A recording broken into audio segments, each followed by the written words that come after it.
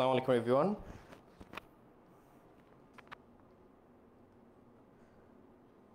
তোমরা কারা কারা কমেন্ট তোমরা কারা কারা আছো একটু কমেন্ট করো। হ্যাঁ, কারা কারা আছো একটু কমেন্ট করো।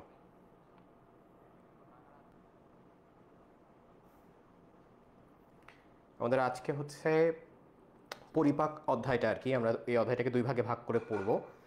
তো তার প্রথম যে পার্টটা, সেই পার্টটা আজকে আমাদের পড়ার কথা। তো যেহেতু আমাদের এটা A+ গ্যারান্টি ব্যাচের অংশ, বুঝছো, সো আমরা চেষ্টা করব হচ্ছে যে সিকিউ অংশটা কোন জায়গা থেকে এসছে সেটা বেছে বেছে আজকে যতটুকু পড়ার অংশ তার মধ্য থেকে যে জায়গা থেকে সিকিউ আসে সেই পার্টটুকুকে সিকিউ এর মতো পড়া, যে অংশটুকু বুঝবার আছে, কনসেপ্ট বুঝবার আছে সেটুকু কনসেপ্ট বুঝে পড়া। হ্যাঁ, এমসিকিউ সলভ করবার জন্য বা এমসিকিউ যদি আসে সেগুলোকে আমরা যাতে আনসার করতে পারি সেইগুলোও পড়া। হ্যাঁ, সবগুলোকে মিলিয়ে আজকে আমরা পড়বো। আচ্ছা, তাহলে যারা আছো, আমরা আর 15 থেকে 20 সেকেন্ডের মধ্যে আমরা আমাদের ক্লাস শুরু করি, ঠিক আছে? যারা আছো, আমরা 15 থেকে 20 সেকেন্ডের মধ্যে আমাদের ক্লাস শুরু করি।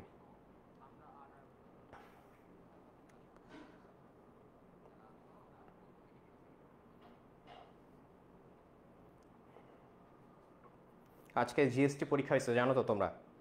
সেকেন্ড টাইমের অনেকে আছো, হয়তো ক্লাস করতেছো বা ক্লাস করতেছো কিনা জানি না, বাট যাদের উদ্দেশ্যে মূলত এই হচ্ছে ক্লাসটা, তোমরা জানো যে নেক্সট টাইমে তোমাদের যখন অ্যাডমিশন সিজন শুরু হবে, একটা টাইমে মানুষ কিন্তু এই জিএসটি এক্সামটা দেয়। হ্যাঁ, যদি কোনো কারণে বাই চান্স মেডিকেলটা মিস হয়ে যায় বা যেখানে তার টার্গেটটা ছিল সেখানটা যদি মিস হয়ে যায়, কারণ মানুষের টার্গেট প্রধান এই হচ্ছে ইনস্টিটিউশনগুলোর দিকেই থাকে, তারপর কিন্তু তারা জিএসটিতে যায়। এবং জিএসটির আন্ডারও কিন্তু অনেক ভালো ভালো অনেক ইউনিভার্সিটি আছে। তো আজকে যে তোমার হচ্ছে পরীক্ষার প্রশ্নটা তুমি যদি একটু দেখো, তাহলে দেখবা যে লিনিয়ার কোশ্চেন প্যাটার্নের বাইরে কিন্তু জিএসটি বের হয়ে আসছে, নন লিনিয়ারে হইতে আগাইতেছে তারা। তার মানে কোশ্চেন কিন্তু আগের তুলনায় অনেকখানি হার্ড হয়েছে। তুমি যদি ম্যাথমেটিক্সের কোশ্চেন এবং ফিজিক্সের কোশ্চেন দেখো, স্পেশালি এই দুইটা কোশ্চেন কিন্তু কঠিন হয়েছে। তাহলে সেই ভিত্তিতে তোমার কিন্তু এখন থেকে প্রস্তুতি সেরকমভাবেই নিতে হবে যাতে তুমি এই টাইপের কঠিন যে কোশ্চেনগুলো আছে, জিএসটির মতো একটা এক্সাম, হ্যাঁ, অনেকগুলো ভার্সিটির মধ্যে এনলিস্টেড, তুমি যদি ভালোভাবে আনসার না করে আসতে পারো, একটা ভালো ভার্সিটিতে সিট পাওয়া, একটা ভালো সাবজেক্ট পাওয়া অনেক কঠিন ব্যাপার। বুঝতে পারছো? আচ্ছা, ঠিক আছে, তাইলে আমরা শুরু করি। হ্যাঁ, আমরা শুরু করতে পারি আমার মনে হয়, আমার আর অপেক্ষা করা ঠিক হবে না। আচ্ছা, যারা সালাম দিচ্ছ, ওয়ালাইকুম আসসালাম। আমরা শুরু করি। দেখো, আমাদের আমি প্রথমে শুরু করতে চাচ্ছিলাম হচ্ছে অবজেক্টিভ দিয়ে, যে অ্যাকচুয়ালি কী কী জিনিস আমাদের এখান থেকে পড়তে হবে। সো পড়ার মধ্যে তুমি যদি একটু আসো, তাহলে দেখবা এরকম যে আমি কয়েকটা সৃজনশীল দেখাই, ঠিক আছে? সৃজনশীল দেখলে বুঝবা যে অ্যাকচুয়ালি পড়ার মধ্যে কী কী আছে। দেখো, প্রথম যে অংশটা আছে সেই অংশটা একটু আসি। এটা একটা সিকিউ যেটা হচ্ছে রাজশাহী বোর্ড এবং সিলেট বোর্ড দুই বোর্ডই 2019 সালে আসছে।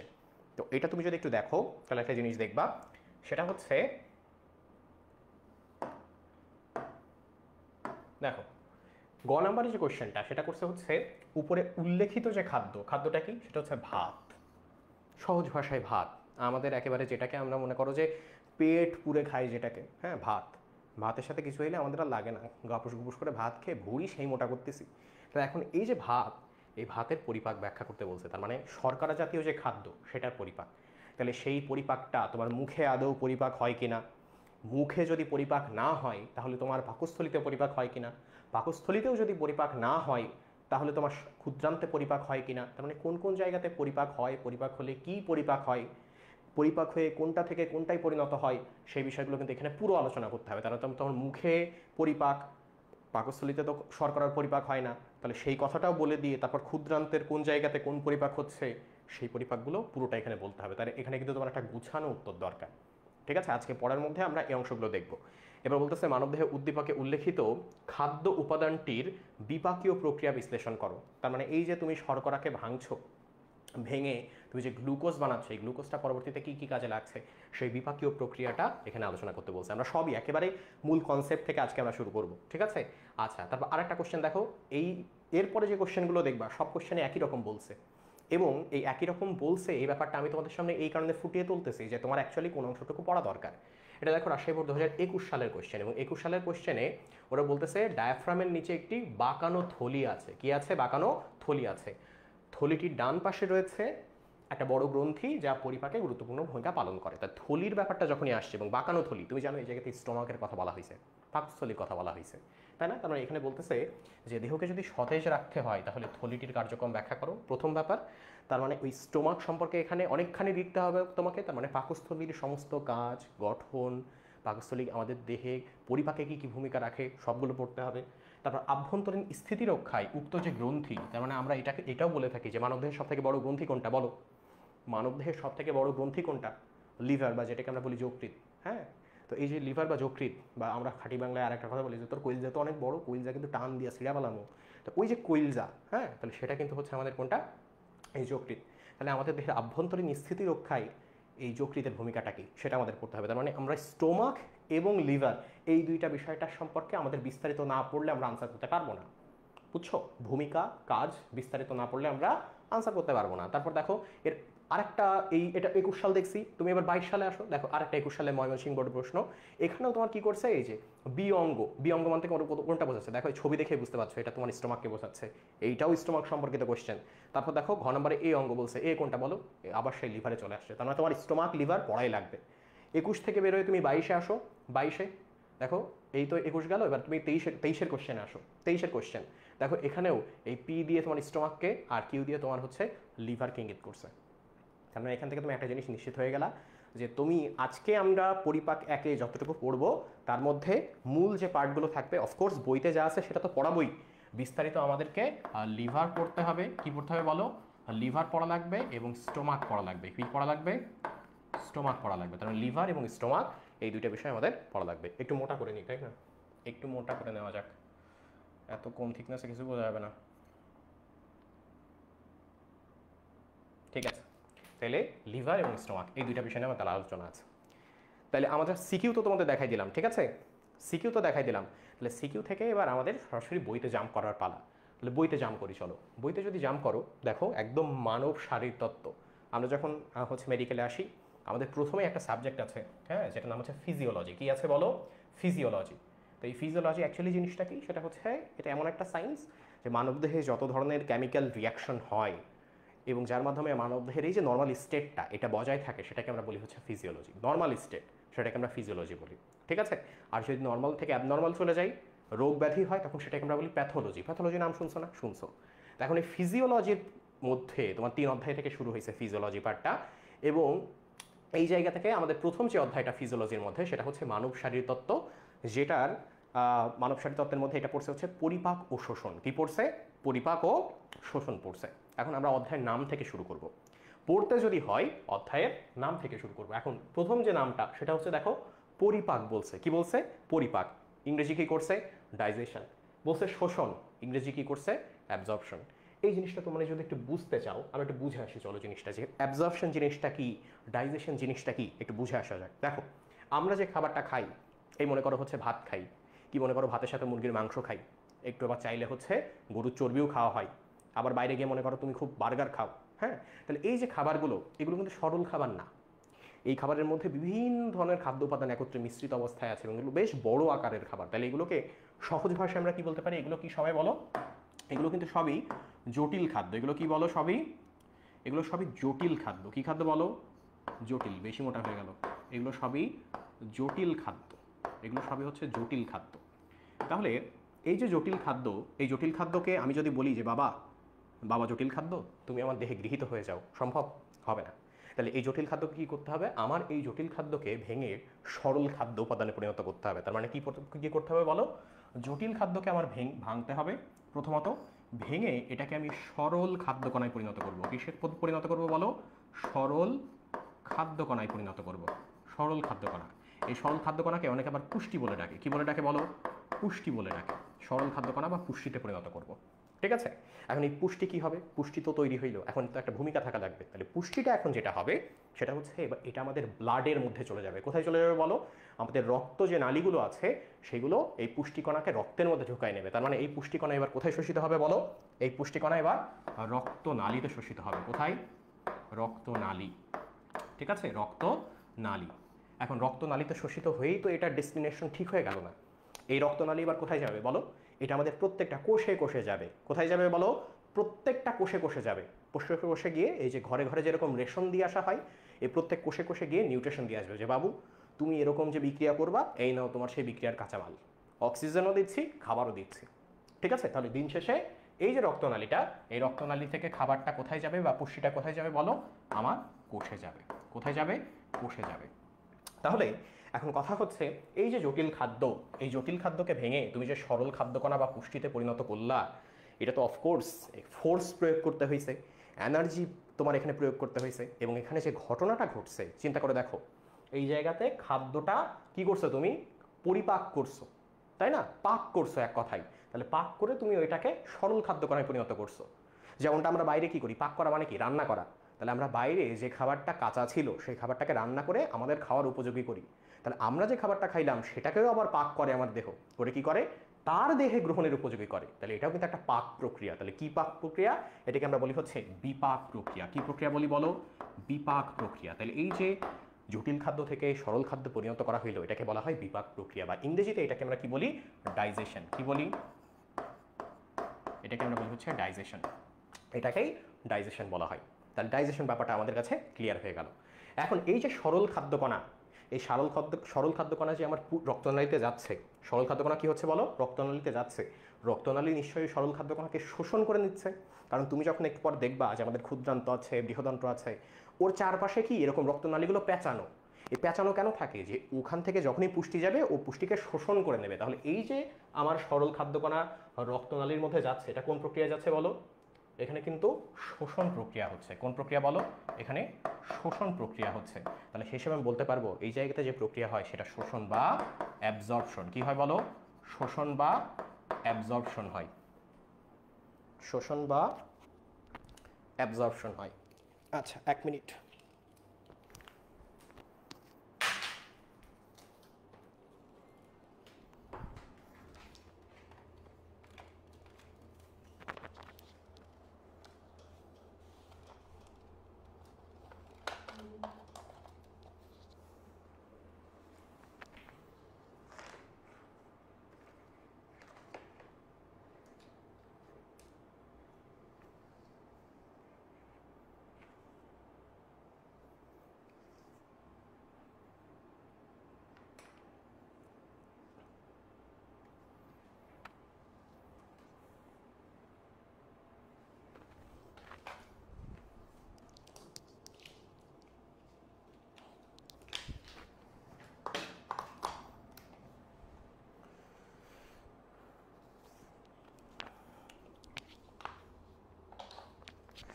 আচ্ছা, ঠিক আছে। সেটিংসের অনেক সমস্যা ভাই, প্রচুর সমস্যা।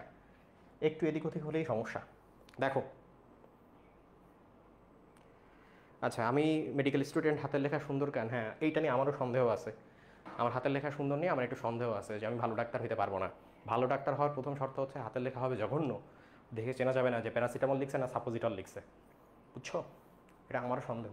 আমার হাতের লেখা ভালো ছিল না, যত খারাপ ডাক্তার হচ্ছে তত ভালো হয়ে যাচ্ছে। দেখো, তাহলে সেই হিসেবে জটিল খাদ্য থেকে যখন সরল খাদ্যকণায় পরিণত হচ্ছে, তারপর সেটাকে রক্তনালী শোষণ করে নিচ্ছে। ঠিক আছে, এখন এই যে রক্তনালী, ও এখন ঘরে ঘরে রেশন দিয়ে বেড়াচ্ছে, তাই না? এই রক্তনালী কি করছে? প্রত্যেক কোষে কোষে খাবারকে দিয়ে বেড়াচ্ছে। এখন কোষ তো এই খাবারগুলোকে কি করবে? প্রসেস করবে, প্রসেস করে শক্তিতে পরিণত করবে। তাহলে এই কোষে যে যখন খাবারটা দিচ্ছে, তখন যে প্রক্রিয়া দিচ্ছে সেটাকে আমরা বলি আত্তীকরণ। কি বলি বলো? আত্তীকরণ বলি, বা ইংরেজিতে এটাকে বলা হয় অ্যাসিমিলেশন। কি বলা হয় বলো এটাকে? অ্যাসিমিলেশন। অ্যাসিমিলেশন বলা হয়। তাহলে মোটামুটি এই হচ্ছে আমাদের প্রসেস।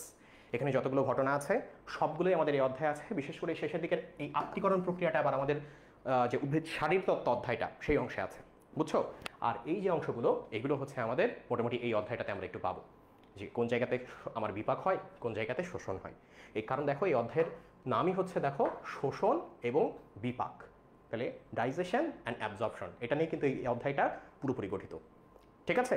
আচ্ছা, তাহলে আমরা অধ্যায়ে চলে আসি। দেখো, এই জায়গাতে বলছে ডাইজেশন অ্যান্ড অ্যাবজর্পশন, এই ব্যাপারটাকে আমরা বুঝে ফেলছি। দেখো, এখানে এই যে সরল খাদ্য বা নিউট্রিশন বা পুষ্টি, এই ব্যাপারটাও কিন্তু বলা হয়েছে। আচ্ছা, এখন আমার প্রশ্ন হচ্ছে, দেখো, সেটা হচ্ছে আরও কিছু কথা আমরা এখানে বলে আসতে পারি। কীরকম কথা?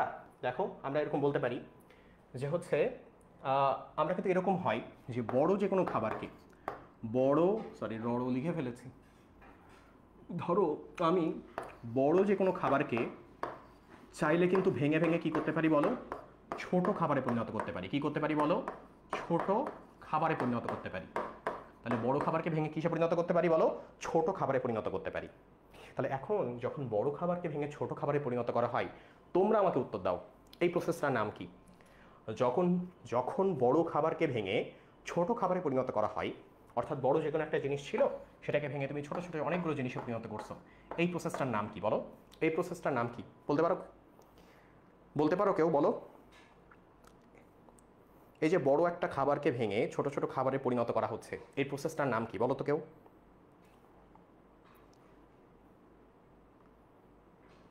বলতে পারবা? দেখো, এটার ইংরেজি নাম দিয়ে আমি শুরু করি। এটার ইংরেজি নাম হচ্ছে ক্যাটাবলিজম। ইংরেজি নাম কি বলো? ক্যাটাবলিজম। এটার ইংরেজি নাম হচ্ছে ক্যাটাবলিজম। তাহলে এখন তাহলে ক্যাটাবলিজম মানে কি? যে এটা আমরা মেটাবলিজম শব্দটা শুনছি না? মেটাবলিজম, মেটাবলিজম, এই মেটাবলিজম সব এই প্রসেসটার একটা পার্ট হচ্ছে ক্যাটাবলিজম। তাহলে ক্যাটাবলিজমে কি হয়?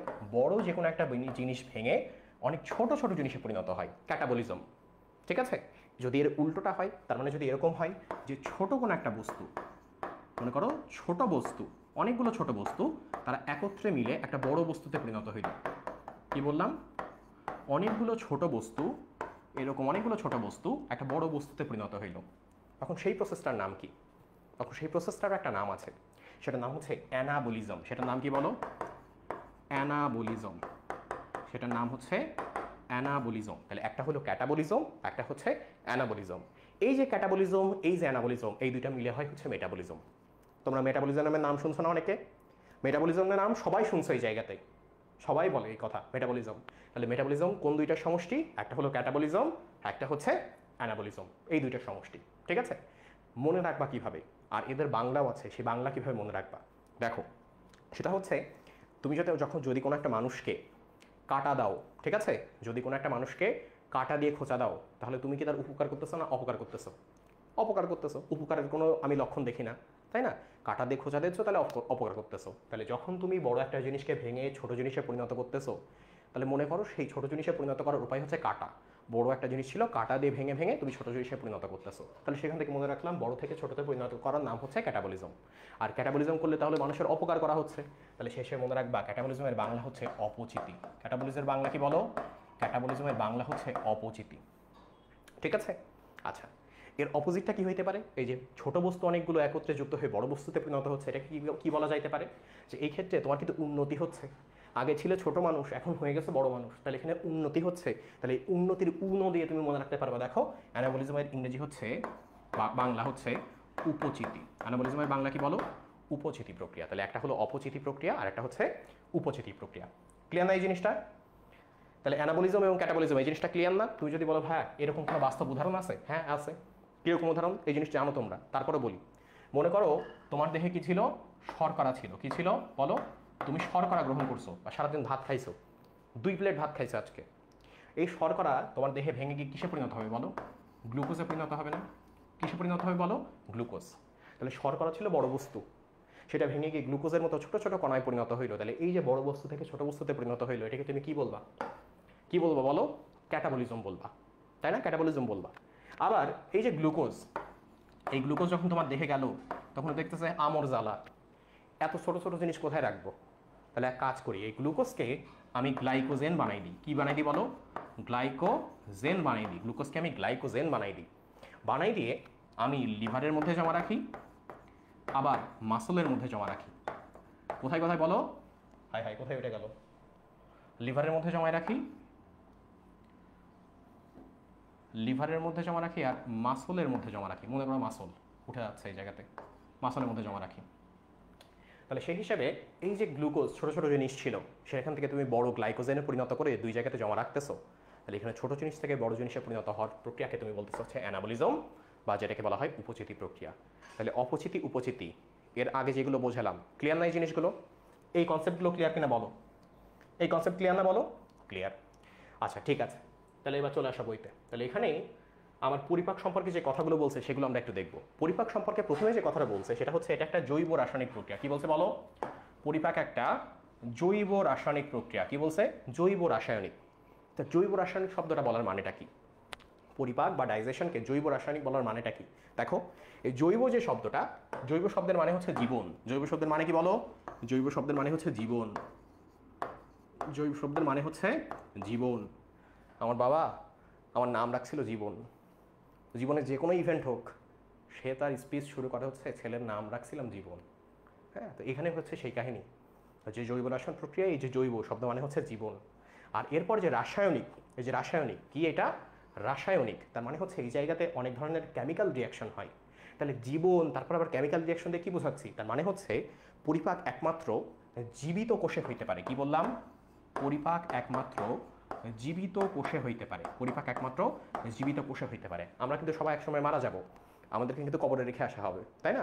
কবরের মধ্যে আমার বডি যখন ডিকম্পোজ হওয়া শুরু করবে, হ্যাঁ, তার মানে কি পচে যাওয়া শুরু করবে, ওই পচে যাওয়া জিনিসটাকে কিন্তু আমি পরিপাক বলতে পারবো না। আমার দেহ জৈব বস্তু, সেটা যখন পচে যাচ্ছে আমি কিন্তু এটাকে বলতে পারবো না এটা পরিপাক। কারণ কি? কারণ এটা জীবিত কোষে হচ্ছে না। তাহলে পরিপাক একমাত্র শর্তটা কি, আগেই বলে দিচ্ছে জৈব রাসায়নিক, তার মানে এটা জীবিত কোষে যখন কোনো একটা রাসায়নিক বস্তু কাজ করে তখন সেটাকে আমরা বলি হচ্ছে পরিপাক। ঠিক আছে? আচ্ছা, এরপর দেখো, তারপর এর মাধ্যমে কি হয় আমরা অলরেডি বলে ফেলছি যে জটিল যে কোনো একটা খাদ্যবস্তু যেটা আমার দেহ গ্রহণ করতে পারে না, সেটা দেহের গ্রহণ উপযোগী সরল বা ক্ষুদ্র অণুতে পরিণত হয়। কিসে পরিণত হয়? ক্ষুদ্র অণুতে। কিন্তু এই যে পরিণত হওয়া বা বিভাগ প্রক্রিয়া বা যেটাকে আমরা ডাইজেশন বলছি, সেই প্রক্রিয়া হেল্প করে কারা কারা? দেখো এখানে নাম দিছে, বিভিন্ন হরমোন হেল্প করে, বিভিন্ন এনজাইম হেল্প করে। তাহলে হরমোন হেল্প করতেছে, এনজাইম হেল্প করতেছে, ঠিক আছে? তারপর কি বলতেছে যে দ্রবণীয় সরল ও তরল বিভিন্ন উপাদানে পরিণত করে যেটা আমার দেহ গ্রহণ করতে পারে, ঠিক আছে? তাহলে আমাদের দেহে এই পুরো খাবার জিনিসটাকে প্রসেস করার জন্য এবং পুষ্টি সংগ্রহের জন্য যে তন্ত্রটা আছে, আমরা জানি না, প্রথমে থাকে সেল, প্রথমে কি থাকে? সেল থাকে। সেল থেকে তারপর হয়ে যায় কি? টিস্যু। সেল থেকে হয়ে যায় টিস্যু। অনেকগুলো টিস্যু মিলে তৈরি করে আবার অর্গান। কি তৈরি করে? অর্গান তৈরি করে। অর্গান, অনেকগুলো অর্গান মিলে আবার তৈরি করে একটা সিস্টেম। কি তৈরি করে? সিস্টেম। এই সিস্টেমের বাংলা হচ্ছে তন্ত্র। তো আমাদের কিন্তু অনেকগুলো অঙ্গ আছে। তুমি এই অন্ননালী থেকে শুরু করো, মুখ থেকে শুরু করো, হ্যাঁ, নিচের দিকে যাও, যকৃত বলো, অগ্নাশয় বলো, হ্যাঁ, তারপর পিত্তথলি বলো, ক্ষুদ্রান্ত বলো, বৃহদান্ত বলো, অনেক অঙ্গ, সবগুলো এক একটা অর্গান। তাহলে এতগুলো অর্গান মিলে যে তন্ত্র তৈরি করে সেটাকে বলা হয় ডাইজেস্টিভ সিস্টেম বা পৌষ্টিক তন্ত্র। কি বলা হয় বলো? ডাইজেস্টিভ সিস্টেম বা পৌষ্টিক তন্ত্র। আচ্ছা, তাহলে এখন এই যে পরিপাক বিষয়টাকে দুই ভাগে ভাগ করা যায়। কি কি ভাগে ভাগ করা যায়? তুমি যদি পরিপাককে দুই ভাগে ভাগ করো, প্রথম যে ভাগটা হবে সেটা হচ্ছে যান্ত্রিক পরিপাক। দেখো প্রথম ভাগটা কি বলো? যান্ত্রিক পরিপাক। এখন যান্ত্রিক পরিপাকের ইংরেজিটা একটু খেয়াল করো। দেখো বই তো সামনে আছে, তাই না? যান্ত্রিক পরিপাকের ইংরেজি করছে হচ্ছে মেকানিক্যাল ডাইজেশন। কি করছে বলো? Mechanical digestion. কারণটা কি? দেখো, যান্ত্রিক পরিপাক মানে হচ্ছে যে আমরা পরিপাক করবার সময় যতটুকু শক্তি প্রয়োগ করছি, কীরকম? তুমি মুখের মধ্যে নিয়ে কি শুরু করে গিলে ফেলো? অফকোর্স না।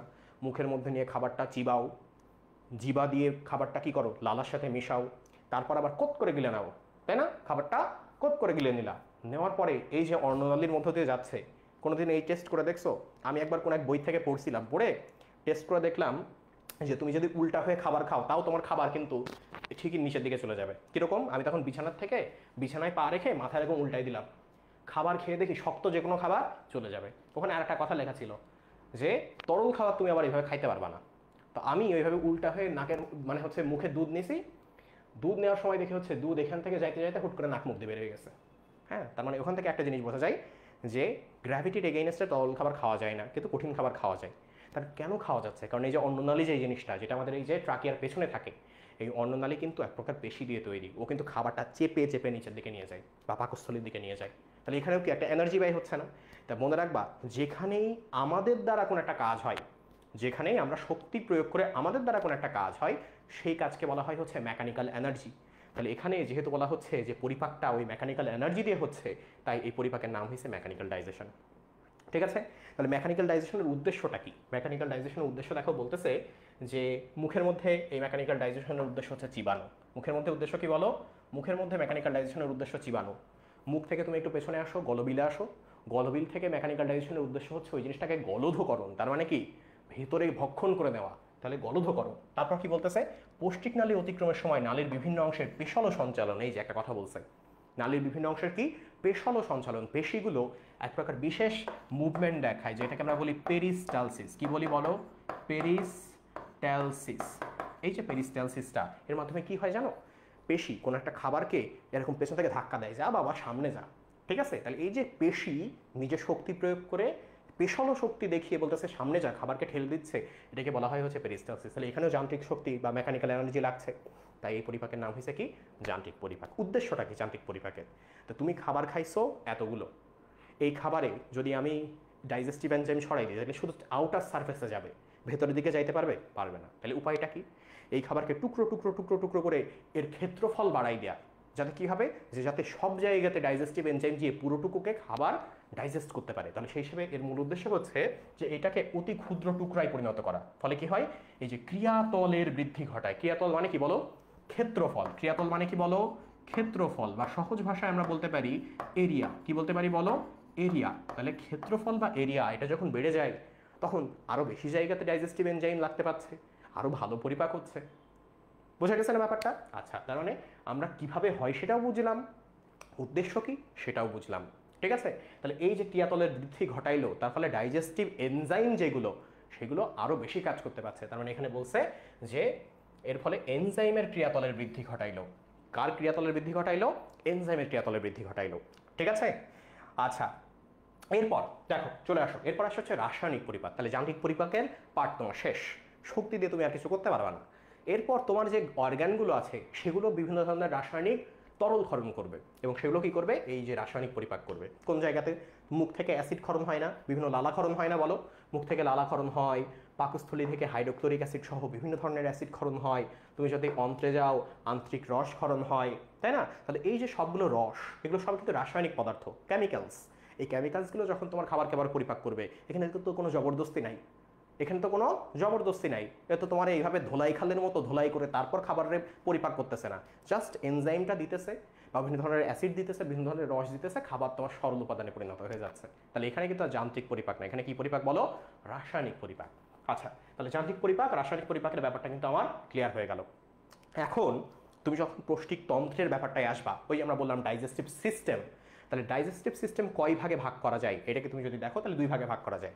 সেটা হচ্ছে কি কি? একটা হচ্ছে পৌষ্টিক নালী, যেখান থেকে যাবে, আর যাওয়ার সময় যে বিভিন্ন জায়গা থেকে রস ক্ষরণ হবে সেটাকে আমরা বলবো হচ্ছে পৌষ্টিক গ্রন্থি। তাহলে পৌষ্টিক তন্ত্রকে দুই ভাগে ভাগ করা যায়। একটা হচ্ছে কি বলো? পৌষ্টিক নালী, যেখানে খাবারটা যাবে, নালী দিয়েই তো যায়, পথ দিয়েই যাবে। আর পৌষ্টিক গ্রন্থি, যে গ্রন্থি থেকে রস ক্ষরণ হয়ে ওই খাবারকে হজমে সহায়তা করবে। তাহলে সেই হিসেবে দেখো পৌষ্টিক নালী যেটা, এই দেখো পৌষ্টিক তন্ত্র। হ্যাঁ, তো পৌষ্টিক তন্ত্রের প্রথমে দেখো দুই ভাগে ভাগ করা হয়েছে, একটা হচ্ছে পৌষ্টিক গ্রন্থি আর একটা হচ্ছে পৌষ্টিক নালী। তো মানব দেহে যদি তুমি বলো যে পৌষ্টিক গ্রন্থি কয়টা আছে, তো 5টা মেজর পৌষ্টিক গ্রন্থি আছে। কয়টা বলো? 5টা মেজর পৌষ্টিক গ্রন্থি আছে। কি কি? একদম মুখ থেকে শুরু করব, একদম মুখ থেকে শুরু করব। একদম মুখে আমাদের কি আছে বলো? লালা গ্রন্থি আছে। কয় জোড়া? 3 জোড়া লালা গ্রন্থি আছে। তাহলে মুখ থেকে এবার নিচে আসো, নিচে কোনো গ্রন্থির দেখা তুমি পাচ্ছ না, একদম এই স্টোমাকের ঠিক নিচ বরাবর তুমি এই ডান পাশে কোনটা দেখতে পাচ্ছ বলো? লিভার। ডান পাশে কোনটা দেখতে পাচ্ছ? লিভার দেখতে পাচ্ছ। এইবার এই পাশে একটু একটু মাঝামাঝি সাইডের দিকে, বাম পাশের দিকে তুমি কোনটা দেখতে পাচ্ছ? অগ্নাশয়। কোনটা দেখতে পাচ্ছ? প্যানক্রিয়াস বা অগ্নাশয়। ঠিক আছে? আবার তুমি এই যে আমার স্টোমাকের কথা বললা, স্টোমাক থেকে কিন্তু এক প্রকার রস ক্ষরণ হয়, বা পাকস্থলী থেকে, এই অন্ননালীর নিচে যে স্টোমাকটা, এই স্টোমাকে কোনটা দেখবা তুমি? গ্যাস্ট্রিক গ্রন্থি দেখবা। আচ্ছা, এখান থেকে যে অন্ত্র নেমে গেল, ক্ষুদ্রান্ত, বৃহদান্ত্র, এখান থেকে কি রস ক্ষরণ হবে? আন্তরিক রস। তাহলে এই যে পাঁচটা নাম আমি বললাম, এই 5টা হচ্ছে পৌষ্টিক গ্রন্থি, এখান থেকে রস ক্ষরণ হয়। তাহলে গ্রন্থি সে, গ্রন্থির বৈশিষ্ট্য কি বলো? গ্রন্থি সেই যার রস ক্ষরণ হয়, যার কি হয়? রস ক্ষরণ হয়। হ্যাঁ, তো এই যে আমার এক স্যার বলতো যে গ্রন্থি সে যাই খুব খুশি হয়, গ্রন্থি সে যার মনে খুব খুশি। আমরা বলতাম কেন স্যার? বলতেছে বলে না, যার মনে খুশি, বলে কিরে তোর রস লাগছে, বলে না আঞ্চলিক ভাষায় বলে কিরে তোর রস লাগছে। তার মানে গ্রন্থি হচ্ছে সেই যে সবসময় খুশি থাকে, কারণ ওর মনে কি হয়? সবসময় রস লাগে। তার মানে গ্রন্থি মানেই সে কোনো একটা রস ক্ষরণ করবে। আর যেহেতু পরিপাক গ্রন্থি বা পৌষ্টিক গ্রন্থি, তার মানে ওর কাজই হচ্ছে, সেই রসের কাজই হচ্ছে কি? পরিপাক করা। ক্লিয়ার? আচ্ছা, এবার চলে আসো হচ্ছে পৌষ্টিক নালীতে। তাহলে এখন পৌষ্টিক নালী সম্পর্কে প্রথমে একটা কথা বলা আছে যে আমাদের পৌষ্টিক নালী কতটুকু অ্যাকচুয়ালি। দেখো, খাবার কোথা থেকে কোন পর্যন্ত যায়? লজ্জা ঝেড়ে ফেলো, খাবার কোথা থেকে কোন পর্যন্ত যায়? তুমি খাও, এখান থেকে বের হয় কিন্তু তোমার যে পায়ুছিদ্র সেখান দিয়ে, তাই না? তাহলে এই যে এখান থেকে ঢুকে পায়ুছিদ্র দিয়ে বের হইলো, এই পুরো পথটাই কি বলো আমার? পৌষ্টিক নালী। তাহলে সেই হিসেবে পৌষ্টিক নালী যদি মাপা হয় একজন মানুষের, এভারেজ একজন মানুষের পৌষ্টিক নালী যদি মাপা হয়, তাহলে এটা হইতে পারে 8 থেকে 10 সেন্টিমিটার। কত বলো? এটা হইতে পারে 8 থেকে 10, সরি মিটার বলতে গিয়ে সেন্টিমিটার বলে ফেলছি। 8 থেকে 10 মিটার। সেন্টিমিটার হলে তো মানুষের অবস্থা টাইট হয়ে যাইতো। তাহলে 8 থেকে 10 মিটার পৌষ্টিক নালী কত হয় বলো? 8 থেকে 10 মিটার হয়। এবং পৌষ্টিক নালী তুমি যে একটা বলতে যাও সেটা হচ্ছে কি, এই যে মুখ থেকে শুরু হয়, মুখের পরে হয় গলবিল, গলবিলের নিচে আছে কোনটা, অন্ননালী, অন্ননালীর নিচে এরকম বড় একখান পাকস্থলী, হ্যাঁ পাকস্থলীর নিচে তোমার ক্ষুদ্রান্ত, ক্ষুদ্রান্তের নিচে বৃহদান্ত্র, তারপর একদম শেষে পায়ু, এটা দিয়ে বের হয়ে যায়। একটা মিম আছে দেখছো না, এই যে মুখ, তারপরে এইভাবে হচ্ছে গলবিল, তারপর পাকস্থলী, এই যে কেক খাওয়ায় একজনের আর সবাই হাত ধরে থাকে এইভাবে, দেখছো না এই জিনিসটা, ওই মিম দেখে মনে রাখা যায়। মিম দেখলে মানুষের মানুষের স্মৃতিতে যেটা আনন্দের, মানুষ সেটা বেশি দিন মনে রাখে। আনন্দ এবং বেদনা দুইটাই মানুষ খুব বেশি দিন মনে রাখে, ঠিক আছে। তো যারা হচ্ছে ভুলবো না মানুষ আমার মতো, তারা বেদনা খুব সহজে ভুলে যায়, আনন্দের জিনিসটা মনে রাখে। আর যারা খুব রিভেঞ্জিভ বা ভেনজেন্স টাইপের মানুষ, তারা বেদনা বেশি মনে রাখে, আনন্দের স্মৃতিগুলো ভুলে যায়। তাহলে কোনটা হওয়া উচিত? আমার মনে হয় আনন্দ মনে রাখা উচিত, বেদনা মুছে ফেলা উচিত। কিছু কিছু বেদনা জীবনে রাখা উচিত, বাট আনন্দ বেশি মনে রাখা উচিত। যাই হোক, দেখো তাহলে সেই হিসেবে পৌষ্টিক নালী যেটা, হ্যাঁ পৌষ্টিক নালীর মধ্যে প্রথমে পাচ্ছ হচ্ছে মুখছিদ্র। তার মানে যেহেতু এই মুখছিদ্র, মুখের যে গর্ত, এটা দিয়েই তো খাবারটা প্রথমে ঢুকতেছে, তাই প্রথমেই শুরু হয়েছে কোনটা দিয়ে, আমার মুখছিদ্র। প্রথমে শুরু হয়েছে কোনটা দিয়ে বলো, মুখছিদ্র দিয়ে শুরু হয়েছে। তো আমার এই যে ছবিটা, এই ছবিটা আমি ওইটা পড়াচ্ছি, আগে এই ছবিটা দেখো। এই ছবিটা দেখে ছোটোবেলায় আমার প্রথমে একটা প্রশ্ন আসছিল। আমি এবার একটু বেশি পাকনা ছিলাম, আমি যখন ক্লাস 10 পাস করছি, ক্লাস 10 পাস করার পরে আমার আব্বা আমার বই এনে দিছে যে বাবা পড়ো। আমি খুব পড়তাম, বুঝতে পারছো কীরকম পড়তাম, পড়তাম না। তো যাই হোক, এখন এই ছবি দেখে আমার প্রথমেই একটা প্রশ্ন আসলো, আচ্ছা এত প্যাসের দরকারটা কি? এইখানে পাকস্থলী ঠিক আছে, এই পাকস্থলী থেকে লম্বা একখান লাইন টেনে দিলেই তো হয়। দেখো চিন্তা করো, এই যে পাকস্থলী, এখান থেকে লম্বা একখান লাইন টেনে দিলেই তো হয়। এত প্যাসের দরকার কি ছিল? হ্যাঁ প্রত্যেকটা অর্গান আমি এর সাথে এইদিকে কানেক্ট করে দিতাম, সমস্যা কি ছিল? তো তুমি এই জিনিসটা পরবর্তীতে এক স্যারকে জিজ্ঞাসা করেছিলাম, তো স্যার এই জিনিসটা এভাবে উত্তর দিয়েছিলেন, এবং জিনিসটা লজিক্যাল, যে তোমার যদি এরকম আল্লাহ তাআলা এভাবে বানাইতো যে পাকস্থলীর নিচ থেকে একটা লম্বা লাইন টেনে দিয়ে এই পায়ে পর্যন্ত, তাহলে তুমি খাওয়া দাওয়া করতা বাথরুমে, খাইতা আর বাথরুম করতা, ঠিক আছে? খাওয়া দাওয়া করতা কোথায়? বাথরুমে করতা, কারণ খাইতা আর বাথরুম করতা। আদতটা হয় না। এই কারণেই হচ্ছে এই সিস্টেমটা। এবং কেন এই সিস্টেমটা সেটাও আমরা এখানে বিস্তারিত পড়ব, যে এর মধ্যে পরিপাকের ব্যাপার আছে, শোষণের ব্যাপার আছে, মল যেটা তৈরি হয় সেটা ধরে রাখার ব্যাপার আছে, তাই না? সব কিছুরই ব্যাপার উপর আল্লাহ সৃষ্টি করে দিয়েছে, তার কোনো কিছুই অযৌক্তিক না। তাহলে এখানে চলে আসা প্রথমেই যে ব্যাপারটা সেটা হচ্ছে কি বলো, মুখছিদ্র। তাহলে মুখছিদ্র দিয়ে খাবারটা ঢুকলো, এরপর যেটা আসছে, খাবারটা ঢুকেই কোথায় গেল? ও দেখতেছে কোন জগতে আসলাম, একটা গর্তে চলে আসছি। কোথায় চলে আসছে? একটা গর্তে চলে আসছি, বা একটা বিবরে চলে আসছি। কোথায় বলো? একটা বিবরে চলে আসছি। বিবর মানে কি? বিবর মানে গহব্বর। বিবর মানে কি? গহব্বর। তাহলে এটা যেহেতু মুখের গহব্বর, তাই এটা নাম দেওয়া হয়েছে মুখবিবর। যেহেতু এটা মুখের গহব্বর, কি নাম দেওয়া হয়েছে বলো? মুখবিবর বা মুখ গহব্বর, ঠিক আছে? আচ্ছা, এরপরে দেখো, আমরা খাঁটি বাংলায় বিল কাকে বলি বলো? বলে না নদ নদী বিল। বিল মানে কি? যে বেশ বড় একটা জায়গা যেখানে পানি ভরা থাকে, সেটাকে বিল বলি। তার মানে আবদ্ধ একটা জায়গা, আবদ্ধ একটা জায়গা যেখানে পানি ভরা থাকে, সেটাকে কি বলা হয়? বিল বলা হয়। তাহলে সেই হিসেবে দেখো এখানে বলছে গলবিল। কি বলা হচ্ছে এই জায়গাতে? গলবিল। এই জায়গাতে ছবিটা সুন্দরভাবে নাই। কি হয়, এইখানে এরকম একটা উঁচু জায়গা থাকে। দেখো ছবিটা একটুখানি সুন্দর আমি কারেক্ট করে দিই। এখানে একটা উঁচু জায়গা থাকে, যেখানে এখান থেকেও জিনিসপত্র এসে মেলে। এই যে উঁচু জায়গাটা, হ্যাঁ এই যে উঁচু জায়গাটা, এটার নাম বলা হয় গলবিল। কারণ কি? ওখানে গলা শেষ এবং 3 জায়গা থেকে ওখানে জিনিস এসে মেশে। কি দেখো, এই মুখ থেকে একটা পার্ট আসে, নাক থেকে একটা পার্ট আসে, আর এই গলার নিচ থেকে একটা পার্ট আসে। ওইটার নাম বলা হয় ফ্যারিংস বা গলবিল। কি বলা হয়? ফ্যারিংস বা গলবিল বলা হয়। তাহলে সেই হিসেবে দেখো গলবিল হইল, এবং গলবিলের দৈর্ঘ্য দেওয়া আছে 12.5 সেন্টিমিটার, বেশ চওড়া। সেই কারণে কিন্তু বিল শব্দটা এখানে আসছে। কত বলো? 12.5 সেন্টিমিটার। মুখস্থ করে ফেলো। এরপর দেখো গলবিলের নিচ থেকে কি শুরু হবে আমাদের? অন্ননালী। সামনের দিকে চলে আসলো শ্বাসনালী, এবং শ্বাসনালীর পেছন দিকে কোনটা চলে গেল? এই যে শ্বাসনালী, এর পেছনের দিকে হাত দেওয়ার চেষ্টা করে আবার মইরো না, বুঝছো? এই পেছনের দিকে কোনটা আছে? অন্ননালী আছে। তাহলে এই যে অন্ননালী, ঠিক আছে? কি নালী বলো? অন্ননালী। অন্ননালীর ইংরেজি কি বলি আমরা? ইসোফেগাস বলি। কি বলি? ইসোফেগাস। এখানে দেখো এই যে ফেগ, তোমরা ফ্যাগোসাইট পড়ছো না? ফ্যাগো মানে তার মানে কি? ফ্যাগো মানে হচ্ছে খাওয়া। ফ্যাগো মানে কি? খাওয়া বা ইট। আর ইসো, ইসো মানে হচ্ছে ক্যারি করা। ইসো মানে কি বলো? ক্যারি বা বহন করা। তার মানে ইসোফেগাস সেই নালী, ইসোফেগাস সেই নালী যেটা তুমি যা খাও সেটাকে ক্যারি করে। ইসোফেগাস সেই নালী যে তুমি যা খাও সেটাকে ক্যারি করে। তাহলে ইসোফেগাস কি দিয়ে তৈরি বলো তো? ইসোফেগাস কি দিয়ে তৈরি? এটা কিন্তু মাসল দিয়ে তৈরি। এটা মাসল বা পেশি দিয়ে তৈরি। ফলে তুমি যদি খাবার উল্টো করেও খাও, মনে করো পা আকাশের দিকে দিলে আর মাথা নিচের দিকে দিলে, কিন্তু শক্ত খাবার খাচ্ছ, তখন এই পেশি ঠেলে ঠেলে তোমার এই খাবারটা পাকস্থলীর দিকে পাঠাবে। ক্লিয়ার? আচ্ছা, এবার দেখো তাহলে অন্ননালী ব্যাপারটা আমাদের ক্লিয়ার হইল। অন্ননালীর নিচে যেটা আছে দেখো সেটা কোনটা, সেটা হচ্ছে আমাদের পাকস্থলী। কোনটা আছে বলো, আমাদের পাকস্থলী আছে। তাহলে এখন পাকস্থলী যেটা, এই পাকস্থলীর সিম্পল যদি একটা অ্যাডাল্ট তুমি স্টোমাক নিয়ে আসো, সেই স্টোমাকে আমি যদি দৈর্ঘ্য প্রস্থ মেপে দেখি, আমি দেখবো যে দৈর্ঘ্য প্রায় 30 সেন্টিমিটার। দৈর্ঘ্য কত বলো, দৈর্ঘ্য প্রায় 30 সেন্টিমিটার। তুমি যদি এবার প্রস্থ মাপো তার অর্ধেক কত, 15 সেন্টিমিটার। তার মানে দৈর্ঘ্য হচ্ছে 30 সেন্টিমিটার আর প্রস্থ তার অর্ধেক 15 সেন্টিমিটার। এখন এই পাকস্থলীটা দেখো, অন্ননালী থেকে পাকস্থলীর মধ্যে ঢুকে গেল, চিন্তা করে দেখো তো। এখন তুমি যদি এরকম এরকম করে লাফাও, কি তোমার উল্টো করে ঝুলাই রাখলাম, তাইলে পাকস্থলীর মধ্যে যে খাবার, সে খাবার সব তোমার বের হয়ে যাওয়ার কথা ছিল না? তাই তুমি বলো, বের হয়ে যাওয়ার কথা ছিল না? তাহলে এই বের হয়ে যাওয়া প্রতিরোধে কি করা যাইতে পারে?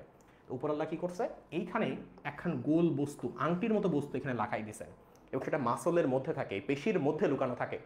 তো যখন কোনো একটা খাবার আসে, এই যে রিংয়ের মতো বস্তুটা, এটা এরকম চিকন অবস্থায় ছিল, খাবার আসলে এটা মোটা হয়ে যায়, তখন ওর মধ্যে খাবার ঢোকে, যেই মুহূর্তে খাবারটা ঢুকলো আবার বন্ধ হয়ে যায়। ঠিক আছে? তো এই যে গোল আংটির মতো বস্তু, এটার নাম বলা হয় স্ফিংটার। কি বলা হয় বলো? এটার নাম হচ্ছে স্ফিংটার। স্ফিংটার মানে কি জানো? স্ফিংটার মানে হচ্ছে রিং, রিং বা আংটি। আংটি যেমন গোল হয়, আংটি যেমন গোল হয়, এখানে পেশির মধ্যে একটা গোল অংশ থাকে। ঠিক আছে? খাবার যখন যায় খোলে, খাবার গেলেই কি হয়, বন্ধ হয়ে যায়। ফলে কি হয়, তুমি যখন উল্টে গেছো, ওই স্ফিংটার তো বন্ধ, থলির মুখ বন্ধ থাকলে কি খাবার উপরের দিকে আসবে? আসবে না। কিন্তু তুমি যদি অসুস্থ থাকো, তখন তোমার ফিজিওলজি তো নর্মাল না, তখন কোনো কারণে স্ফিংটারটা খুলে যাইতে পারে, তখন তোমার কি হয়, ভমিটিং বা বমি হয়। বুঝছো? তাহলে নর্মাল স্টেটে কিন্তু অ্যাকচুয়ালি স্ফিংটার খোলে না। তাহলে এই জায়গাতে যে স্ফিংটার, এই স্ফিংটার একটা নাম আছে দেখো। এইখানে কিন্তু আমাদের হার্ট, এই যে বাম সাইডে, বাম সাইডে এখানে কিন্তু আমাদের হার্ট, এখানে কি বলে আমাদের হার্ট। যেহেতু খুব হার্টের কাছাকাছি থাকে, সেই কারণে আমরা হার্ট সম্পর্কিত যে কোনো জিনিসকে কি বলি, কার্ডিয়াক। হার্টের উপর যে সার্জারি করি তাকে বলা হয় হচ্ছে কার্ডিয়াক সার্জন। তাহলে এখানে যে স্ফিংটার থাকবে, এটার নাম হচ্ছে কার্ডিয়াক স্ফিংটার। কি বলা হয় বলো এটাকে? কার্ডিয়াক স্ফিংটার বলা হয়। ঠিক আছে? আচ্ছা, এইবার এর মধ্যে ঢুকলো, এই পাকস্থলীর মধ্যে ঢুকলো, ঢুকেই এই যে বাম দিকে একটা অংশ আছে, কি আছে বলো? বাম দিকে একটা অংশ আছে গম্বুজের মতো উঁচু, এরকম উঁচু, গম্বুজের মতো উঁচু। আমাদের দেহে যেই জায়গাতেই গম্বুজের মতো উঁচু একটা অংশ আছে, সেটা একটা নাম দেওয়া হয়, গম্বুজের মতো উঁচু অংশের নাম দেওয়া হয় ফান্ডাস। কি নাম দেওয়া হয় বলো? গম্বুজের মতো উঁচু যে কোনো অংশকে নাম দেওয়া হয় হচ্ছে ফান্ডাস। তাহলে পাকস্থলীর এই যে অংশ, এই অংশের নাম হচ্ছে ফান্ডাস। ঠিক আছে? আচ্ছা, তাহলে ফান্ডাস হয়ে গেল, কার্ডিয়াক যে স্ফিংটার সেটা হয়ে গেল। এরপর যেটা আসছে দেখো, এই পাকস্থলীর দুইটা অংশ আছে। কি কি অংশ? দেখো পাকস্থলী যদি আমি সিম্পল ড্র করি, তাহলে এই একটা অংশ, আর একটা হচ্ছে দেখো এই একটা অংশ, তাই না? তাহলে আমি কিন্তু দুইটা বাঁক আঁকাইছি, দুইটা কার্ভেচার আঁকাইছি। বাঁকের ইংরেজি কি? কার্ভেচার। একটা বাঁক বড়, একটা বাঁক ছোট।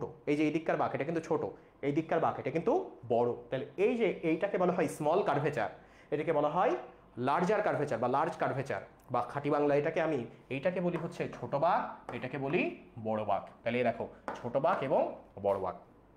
ঠিক আছে? আচ্ছা, পাকস্থলী একটা পর্যায়ে এসে কিন্তু নালীর সাথে মিলিত হচ্ছে, নিচে যে নাড়িভুঁড়ি সেই জায়গার সাথে মিলিত হচ্ছে। তাহলে এই পার্টটাকে বলা হয়, এই এরিয়াটাকে বলা হয় পাইলোরাস এরিয়া। কি বলা হয়? পাইলোরাস। শব্দটা আমি উচ্চারণ করে দেখাই, পাইলোরাস এরিয়া। কি এরিয়া বলো? পাইলোরাস এরিয়া। তো খাবার যাতে পাকস্থলীতে হুট করে ঢুকে আবার হুট করে বেরিয়ে না যায়, কি বললাম? খাবার পাকস্থলীতে ঢুকে হুট করে যাতে ঢুকে আবার হুট করে বেরিয়ে নেওয়া যায়, এখানেও একখান স্ফিংটার উপর আল্লাহ দিছে, যাতে খাবার কিছুক্ষণ পাকস্থলীতে থাকবে। কতক্ষণ থাকবে? 2 থেকে 6 ঘন্টা থাকবে। কতক্ষণ বলো? 2 থেকে 6 ঘন্টা থাকবে। থেকে পাকস্থলীর হাইড্রোক্লোরিক অ্যাসিড, বিভিন্ন গ্যাস্ট্রিক রস দিয়ে মিশায়ে জুস বানায় আমরা খাবারের অবস্থা কাহিল করে দিয়ে তারপর নাড়ির মধ্যে ঢুকাই দেবো। বুঝছো? তাহলে সেই হিসেবে এই যে এর মধ্যে খাবার জমা রাখার জন্য এখানে যে স্ফিংটার, এটার নাম দিছে পাইলোরিক স্ফিংটার। কি নাম দিছে বলো? Pyloric sphincter. তাহলে সেই হিসেবে আমরা এই 5টা অংশ পাইলাম, কার্ডিয়া, ফান্ডাস, ছোট বাঁক, বড় বাঁক, লাস্টে হচ্ছে পাইলোরাস। ক্লিয়ার না বলো? তাই ক্লিয়ার কিনা বলো? আচ্ছা, এরপর দেখো, এরপর যেটা আছে ক্ষুদ্রান্ত। তাহলে আমাদের পাকস্থলী শেষ হয়ে গেল। এরপর এখান থেকে নালী শুরু হইলো। দেখছো এখান থেকে কি শুরু হইলো? নালী শুরু হইলো। আমি এটা একটু মুছে দিই। এখান থেকে আবার নালী শুরু হইলো। তাহলে নালীর এই জায়গাতে একটা জিনিস খেয়াল করো, যে প্রথমেই নালীর এই অংশটুকু কিন্তু ইউ এর মতো। কিসের মতো? দেখো এই অংশটুকু ইউ এর মতো। ঠিক আছে? তাহলে এই এরপর থেকে যে নালী শুরু হইলো, মনে রাখবা এই পুরো পার্পল যে পার্টটা, পার্পল তো আমি আবার কালার চিনি না খুব বেশি, এই যে এই এরিয়াটা, বেগুনি যে এরিয়াটা, খাঁটি বাংলায় বললাম, এই এরিয়াটাকে বলা হয় ক্ষুদ্রান্ত। তো ক্ষুদ্রান্তের মধ্যে এই যে ইউ আকৃতির যে পার্টটা না, এটা সব থেকে ছোট, এবং এটার নাম হচ্ছে ডিওডেনাম। কি নাম বলো এটার নাম? কি বলো? এটার নাম হচ্ছে ডিওডেনাম। তাহলে তোমরা আমাকে চিন্তা করে বলো, একটা জিনিস মনে রাখবা, এই পাকস্থলী না, পাকস্থলীতে খাবারের পিএইচ এর মান অত্যন্ত কম। পাকস্থলীতে খাবারের পিএইচ এর মান অত্যন্ত কম। আচ্ছা, পিএইচ এর মান কম কখন হয় বলো? পিএইচ এর মান কম কখন হয়? 1 মিনিট একটু। ইস, 1 মিনিট।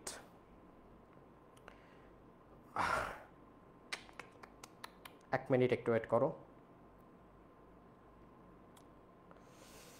হ্যাঁ, আমি 1 মিনিট একটু চেয়ে নিচ্ছি। হ্যাঁ,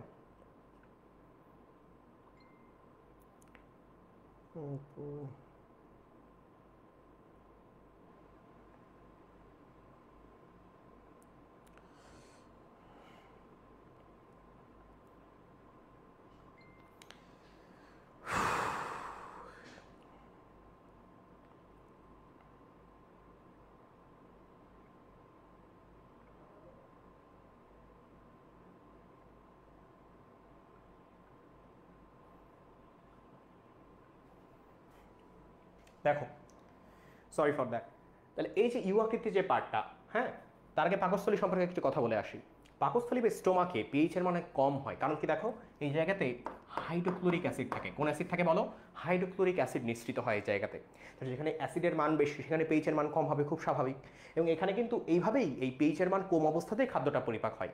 কিন্তু আমার এক স্যার আমাকে শেখাইছিল এভাবে, পাকস্থলীর নিচে তুমি যেখানেই যাবা, পাকস্থলীর নিচে তুমি যে স্থানেই যাও না কেন, তোমার পিএইচ এর মান যদি বেশি না হয়, কি বললাম, তোমার পিএইচ এর মান যদি বেশি না হয়, বা যদি খাবারটাকে তুমি অ্যালকালাইন করতে না পারো, কি করতে না পারো, ক্ষারীয় করতে না পারো, খাঁটি বাংলায় বলি, যদি খাবারটাকে তুমি ক্ষারীয় করতে না পারো, তাহলে ওই খাবার পরিপাক হবে না। তার মানে যখন এই ডিওডেনাম, এই যে পার্টটা, ইউ আকৃতির পার্টটা যেটাকে আমরা বলছি ডিওডেনাম, এখানে খাবারটা আসে, ওই ডিওডেনামের মূল কাজ হয়, এখন যে করেই হোক, যে রস মিশাইয়ে হোক না কেন, এই যে অ্যাসিডিক খাবারটা, এটাকে আমার এখন ক্ষারীয় বানাইতে হবে। কারণ ক্ষারীয় না বানাইলে এর মধ্যে আমার খাবারটা পরিপাকও হবে না, আর ওই খাবার যদি পরিপাক না হয়, আমার খাবার শোষণও হবে না। বুঝছো? তাহলে সেই হিসেবে ডিওডেনামের মূল কাজটা কি হয় বলো? ডিওডেনাম এই জায়গাতে মূল যে কাজটা করে, দেখো, ডিওডেনাম, ডিওডেনাম, হ্যাঁ, এ মূলত হচ্ছে ক্ষারীয় তরল মিশিয়ে খাবারটার পরিপাক শুরু করে। কি করে? খাবারটা পরিপাক শুরু করে। খাবারের যখন পরিপাক হয়, কিছু পরিমাণ এখানে কিন্তু শোষণও হয়, কিছু পরিমাণ কি হয়? শোষণও হয়। তার মানে কিছু পরিমাণ পরিপাকও হচ্ছে, কিছু পরিমাণ শোষণও হচ্ছে। এবং বলা হয় যে অ্যাকচুয়ালি সব থেকে বেশি পরিপাকটা এই ডিওডেনামের মধ্যে হয়। কি বললাম? সব থেকে বেশি পরিপাকটা ডিওডেনামের মধ্যে হয়। ডিওডেনামের পর একটা অংশ আছে যেটার নাম হচ্ছে জেজুনাম। কি বলো? জেজুনাম। তাইলে দেখো, আমি একটু আগেই বললাম সব থেকে বেশি পরিপাক কিন্তু আমার ডিওডেনামের মধ্যে হয়ে গেছে, সব থেকে বেশি পরিপাক আমার ডিওডেনামে হয়ে গেছে। তাহলে এই জায়গাতে জেজুনামে পরিপাক কি আর ডিওডেনামের মতো হবে বলো? জেজুনাম, এই জেজুনামে পরিপাক কি আর ডিওডেনামের মতো হবে? হবে না। তাহলে পরিপাক কিন্তু এখানে কম হবে। কিন্তু এখানে পরিপাক কম হবে মানে কি? এখানে শোষণের অবাধ সুযোগ। এখানে কি বলো? শোষণের অবাধ সুযোগ। তাহলে এখানে কিন্তু শোষণ বেশি হবে। শোষণ সব থেকে বেশি, এটা লিখে রাখো। শোষণ সব থেকে বেশি হবে। শোষণ কি হবে বলো? সব থেকে বেশি হবে। ঠিক আছে? আচ্ছা, এরপর জেজুনামের পর একটা অংশ আছে যেটাকে বলা হয় ইলিয়াম। কি বলা হয় বলো? ইলিয়াম বলা হয়। আচ্ছা, এটা কি নিচে চলে যাচ্ছে? আমি নিচে লিখি।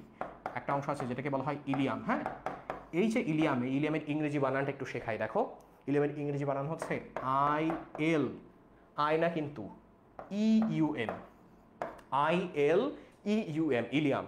দেখা যায় এখানে পরিপাক আরও কম, শোষণ মোটামুটি, কিন্তু সব থেকে বেশি না। শোষণ বাদ বাকি যা শোষণ হয় সব এই জায়গাতে হয়। বুঝছো? বাদ বাকি যা শোষণ হয় এই জায়গাতে হয়। তাহলে এখান থেকে আমি দেখতেছি এই যে ক্ষুদ্রান্ত যে অংশটা, ক্ষুদ্রান্তটা কত বড় দেখো, ক্ষুদ্রান্ত 6 থেকে 7 মিটার লম্বা। কতটুকু লম্বা? 6 থেকে 7 মিটার।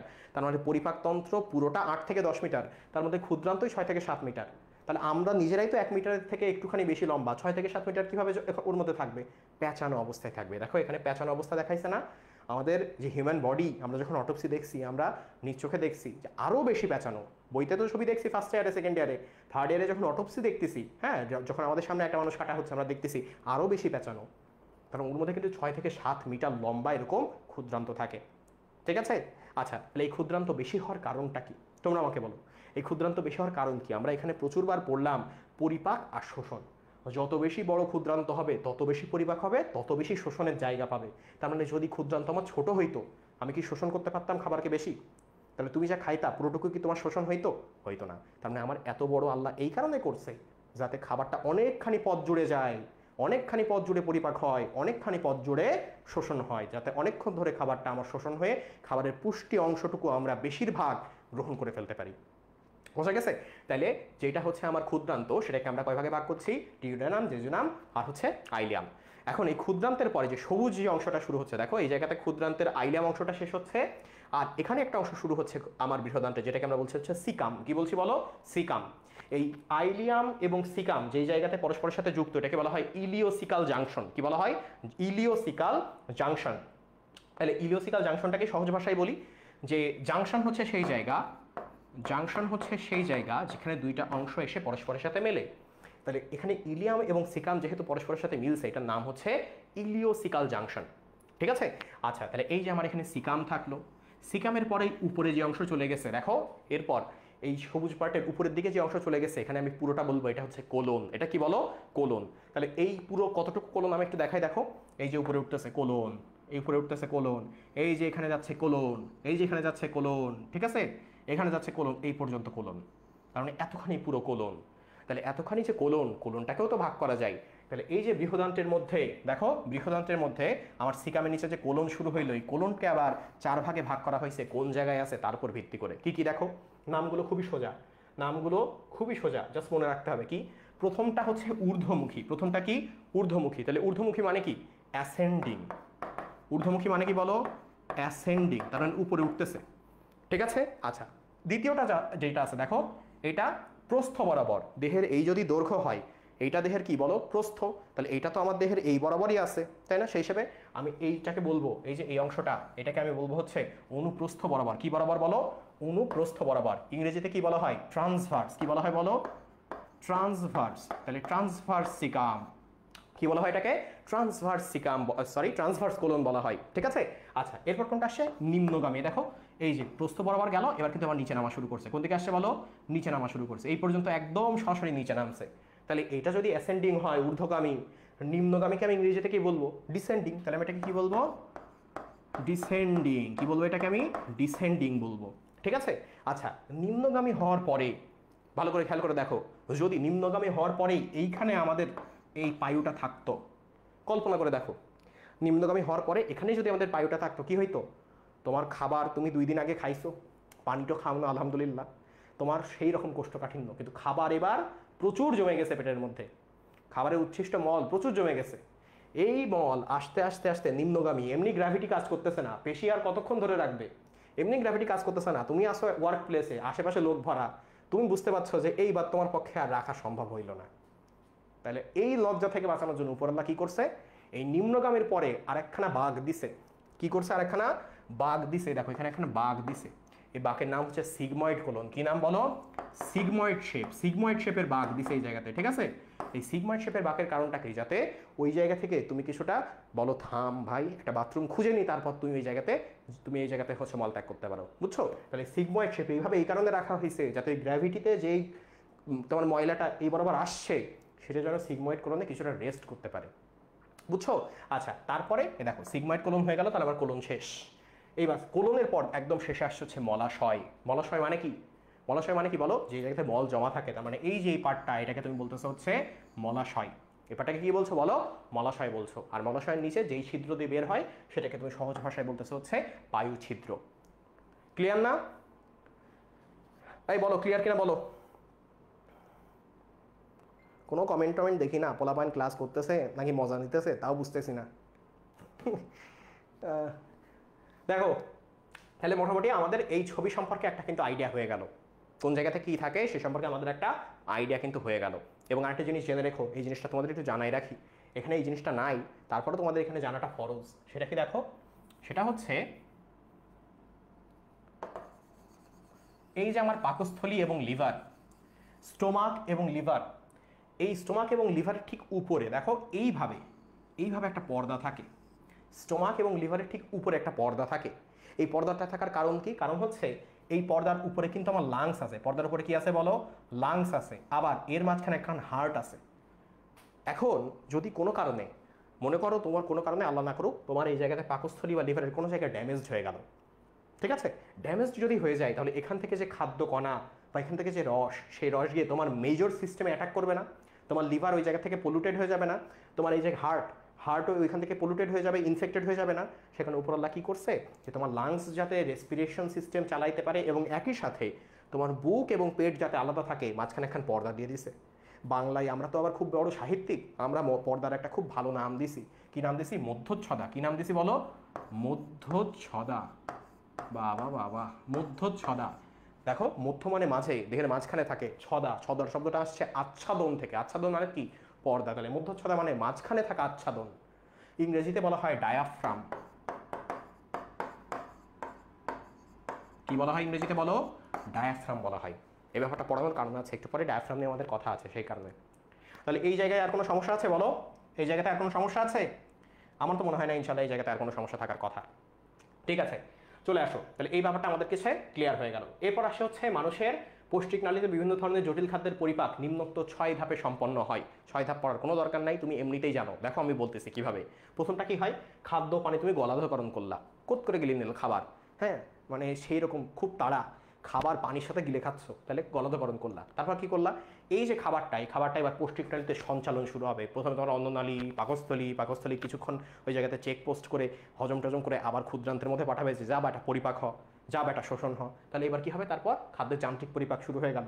পাকস্থলীও কিন্তু দোমড়া মোচড়া করে, তুমি দাঁত দিয়ে দোমড়া মোচড়া করলা, খাদ্যের যান্ত্রিক পরিপাক করলা পাকস্থলীতে। তারপর খাদ্যের রাসায়নিক পরিপাক শুরু হইলো, খাদ্য মোচড়ামোচড়ি করে ওর মধ্যে এবার হাইড্রোক্লোরিক অ্যাসিড, ক্ষুদ্রান্তে গেলে আবার আন্ত্রিক রস, হ্যাঁ, পিত্তরস, এগুলো সব দিলা। তারপর কি হলো? ওই পরিপাক্ষিত খাদ্য এতক্ষণ কি জন্য করলা? যাতে ওটাকে শোষণ করতে পারো। তাহলে ওই খাদ্য এবং পানি পরিশোষণ করলা, সব শেষে, সব পরিশোষণ শেষ, বাকি অসার বস্তু কি করবা? বাইরে বের করে দেবা। তাহলে এই হচ্ছে নিষ্কাশন। তাহলে জাস্ট এইটুকু জেনে রাখো, এই হচ্ছে 6টা ধাপ। এই পরীক্ষায় জীবনেও আসবে না, এমসিকিউতে একবার আসতে পারে, বাট আর কোনো দিন আসবে না। সিকিউতে এই জিনিস আসার সম্ভাবনা নাই। ঠিক আছে? আচ্ছা, এবার চলে আসো এই জায়গাতে। তাহলে প্রথম যে ব্যাপারটা বলছে, দেখো একটা জিনিস এখানে থেকে বলে আসা উচিত ছিল আমার, সেটা হচ্ছে এটা বলো তো, যারা আছো একটু কমেন্ট করো, একটু রিপ্লাই দরকার, ইন্টারেক্টিভ সেশন দরকার। সেটা হচ্ছে আমার ক্ষুদ্রান্ত, যেটা ক্ষুদ্রান্ত, ক্ষুদ্রান্ত, আর এটা হচ্ছে বৃহদন্ত্র। ক্ষুদ্রান্ত এবং বৃহদন্ত্র, তুমি আমাকে বলো যে কোনটা বেশি বড়, বা এক কথায় বলতে পারবো কোনটা দৈর্ঘ্যে বড়, কোনটা দৈর্ঘ্যে ছোট?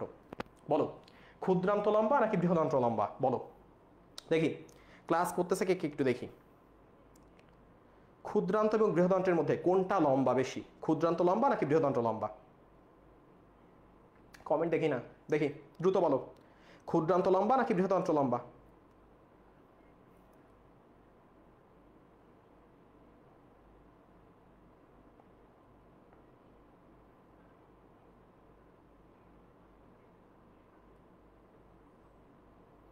এই কথা কি শোনা যায় না? কথা কি শোনা যায়?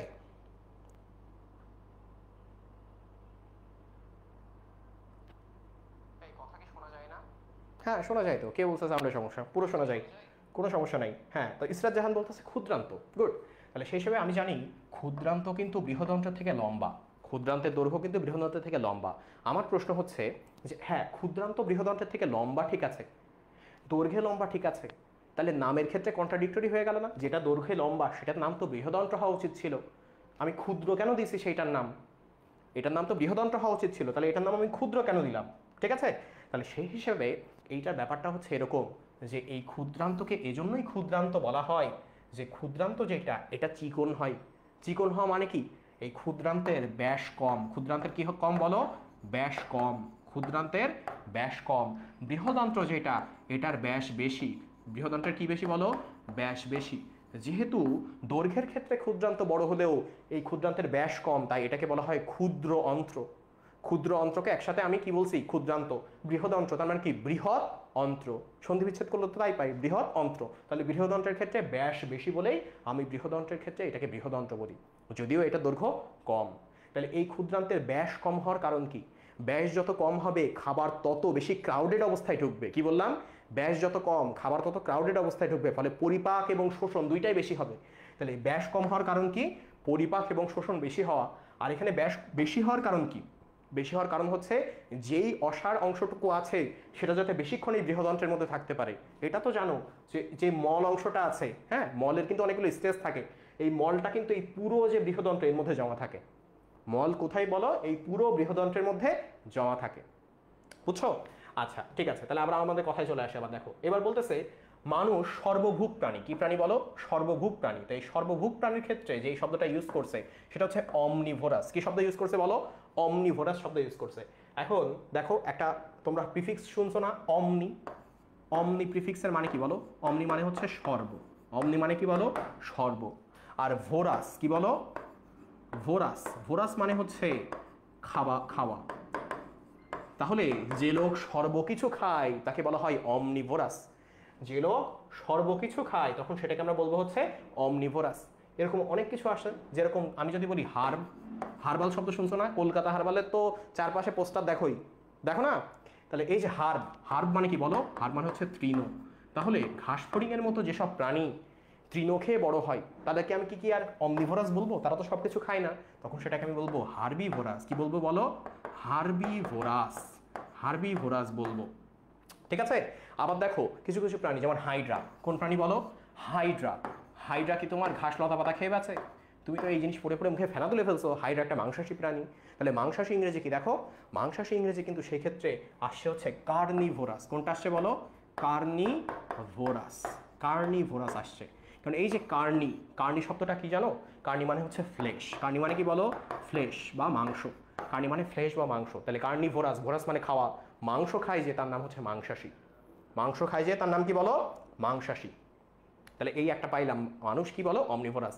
কারণ আমরা মার বকুনি খেয়ে শাক পাতাও খাই, আবার মা চলে গেলে ঠিকই খুঁজি যে আজকে মাংস রান্না হয়েছে কিনা। মানে মাংসও যেহেতু খাচ্ছি, শাক পাতাও খাচ্ছি, হার্বের এই হার্ব খাচ্ছি, তাই আমাদের কি বলা হয় হচ্ছে অমনিভোরাস। ক্লিয়ার? আচ্ছা, ঠিক আছে। এরপর দেখো, তাইলে সর্বভোগ, এখানে একটা মজার জোক মনে আসছিল, বাট জোকটা একটু আউট অফ এজ বলে আমি জিনিসটা বললাম না। যাই হোক, দেখো তাহলে সেই হিসেবে আমরা মানুষ কিন্তু সর্বভোগ। এখন এখানে একটা ছক দেওয়া আছে যে আমরা যে ধরনের খাবার খাই এই খাবারকে অ্যাকচুয়ালি কি কি পুষ্টি উপাদানের লেভেল করা যায়। এখানে 6টা ছক আছে। কয়টা ছক আছে? ছকে 6টা উপাদান আছে। কি কি? একদম প্রথম 3টা হচ্ছে শর্করা, আমিষ, স্নেহ। প্রথম 3টা কি? শর্করা, আমিষ, স্নেহ। আমরা জানি শর্করা মানে কি? কার্বোহাইড্রেট। আমিষ ইংরেজি কি? প্রোটিন। স্নেহ ইংরেজি কি? লিপিড। এরপর যেটা আছে সেটা হচ্ছে ভিটামিন, তারপর হচ্ছে খনিজ লবণ, আর তারপর হচ্ছে পানি। এই 6টা উপাদান। তো আমরা প্রথম এই 3টা উপাদান পরবর্তীতে আলোচনা করবো, আগে এই 3টা উপাদানের আলোচনায় আসি। দেখো ভিটামিনের কথা, তো আমাদের এই জায়গাতে পরীক্ষায় একবার এমসিকিউ আসছিল যে ভিটামিন অ্যাকচুয়ালি আমাদের ডেইলি কি পরিমাণ পরিণত হয় আমাদের একটা সুষম খাদ্যে। সুষম খাদ্য কাকে বলে? মাজেদা ম্যামের বইতে সুষম খাদ্যের একটা সংজ্ঞা আছে। সেটা হচ্ছে যে খাদ্য উপাদানে আমাদের এই 6টা খাদ্যই থাকে, যে খাদ্যে এই 6টা খাদ্য উপাদানই থাকে তখন সেইটাকে আমরা বলি হচ্ছে সুষম খাদ্য। তাহলে সুষম খাদ্যে আমার দৈনিক কি পরিমাণ এই ভিটামিন থাকা উচিত? দেখো 5500 থেকে 5600 মিলিগ্রাম। কত বলো? 5500 থেকে 5600 মিলিগ্রাম। এখন ভিটামিনের কাজ কি কি বলছে? প্রথম কাজটা বলছে হচ্ছে পুষ্টি, দ্বিতীয় কাজ বলছে হচ্ছে বৃদ্ধি, তৃতীয় কাজ বলছে হচ্ছে রোগ প্রতিরোধ। কি কি বলছে বলো? প্রথম কাজ বলছে পুষ্টি, তারপর বলছে বৃদ্ধি, তারপর রোগ প্রতিরোধ। তার মানে সেসবে এটা পুষ্টিতেও কাজ করতেছে, আমাদের গ্রোথেও কাজ করতেছে, রোগ প্রতিরোধ ক্ষমতা বা আমাদের ইমিউনিটি বাড়াচ্ছে। ইমিউনিটি শব্দ শুনছো না বলো? এই ইমিউনিটি শব্দ শুনছো কিনা বলো? তার মানে এটা কিন্তু আমাদের রোগ প্রতিরোধ ক্ষমতায় ভূমিকা রাখতেছে। যেমন ধরো আমি যদি বলি ভিটামিন সি, কোনটা বলো? Vitamin C. এই ভিটামিন সির কাজ জানো?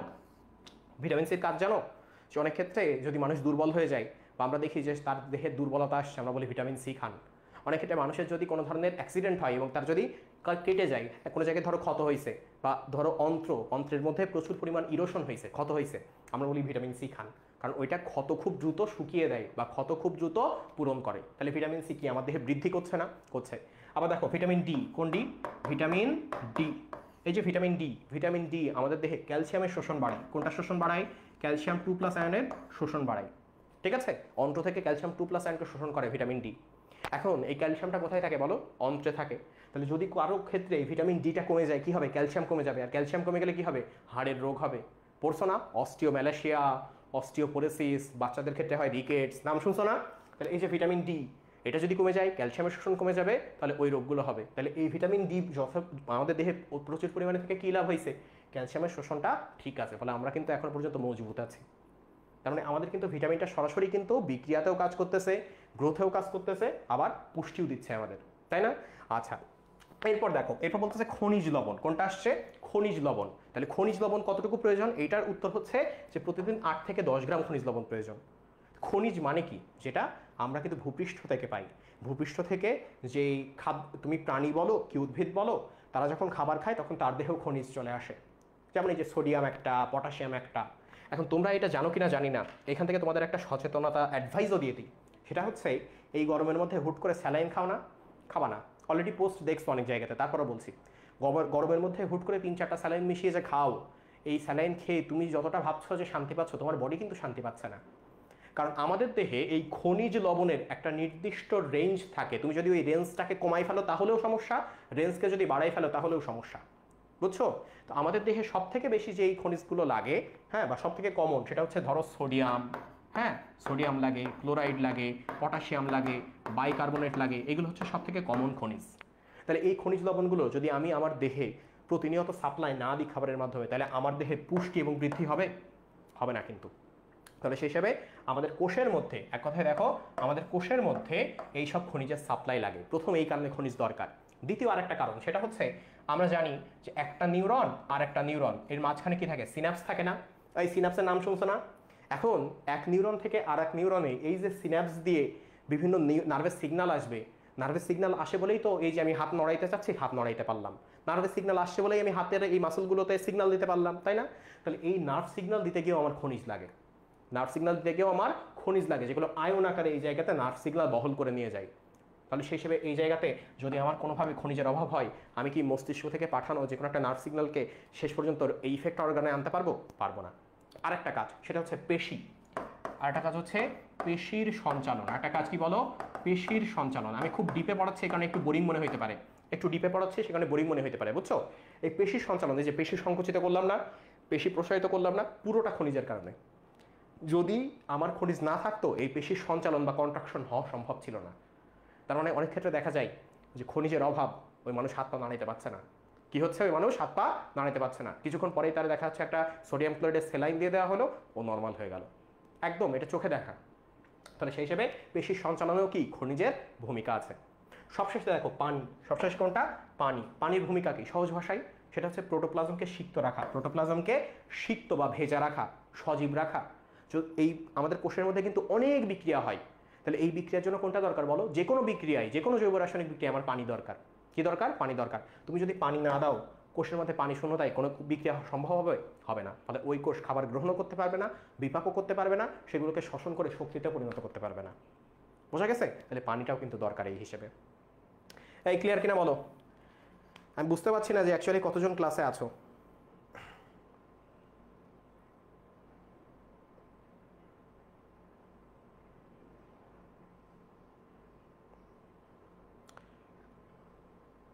ক্লাসে কি কেউ আদৌ আসো? বুঝতেছি না, আমি আসলেই বুঝতেছি না। হ্যাঁ, কোনো কমেন্টও দেখতেছি না, আমি লাইভে কতজন আছে তাও বুঝতেছি না। দেখো, তাহলে সেই হিসেবে কিন্তু আমাদের এই 3টে খাদ্য উপাদান হয়ে গেল। এরপর আমাদের ওই প্রথম 3টা খাদ্য উপাদান আছে। কি কি আছে? শর্করা আছে, আমিষ আছে এবং স্নেহ আছে। আচ্ছা, তুমি যদি একটু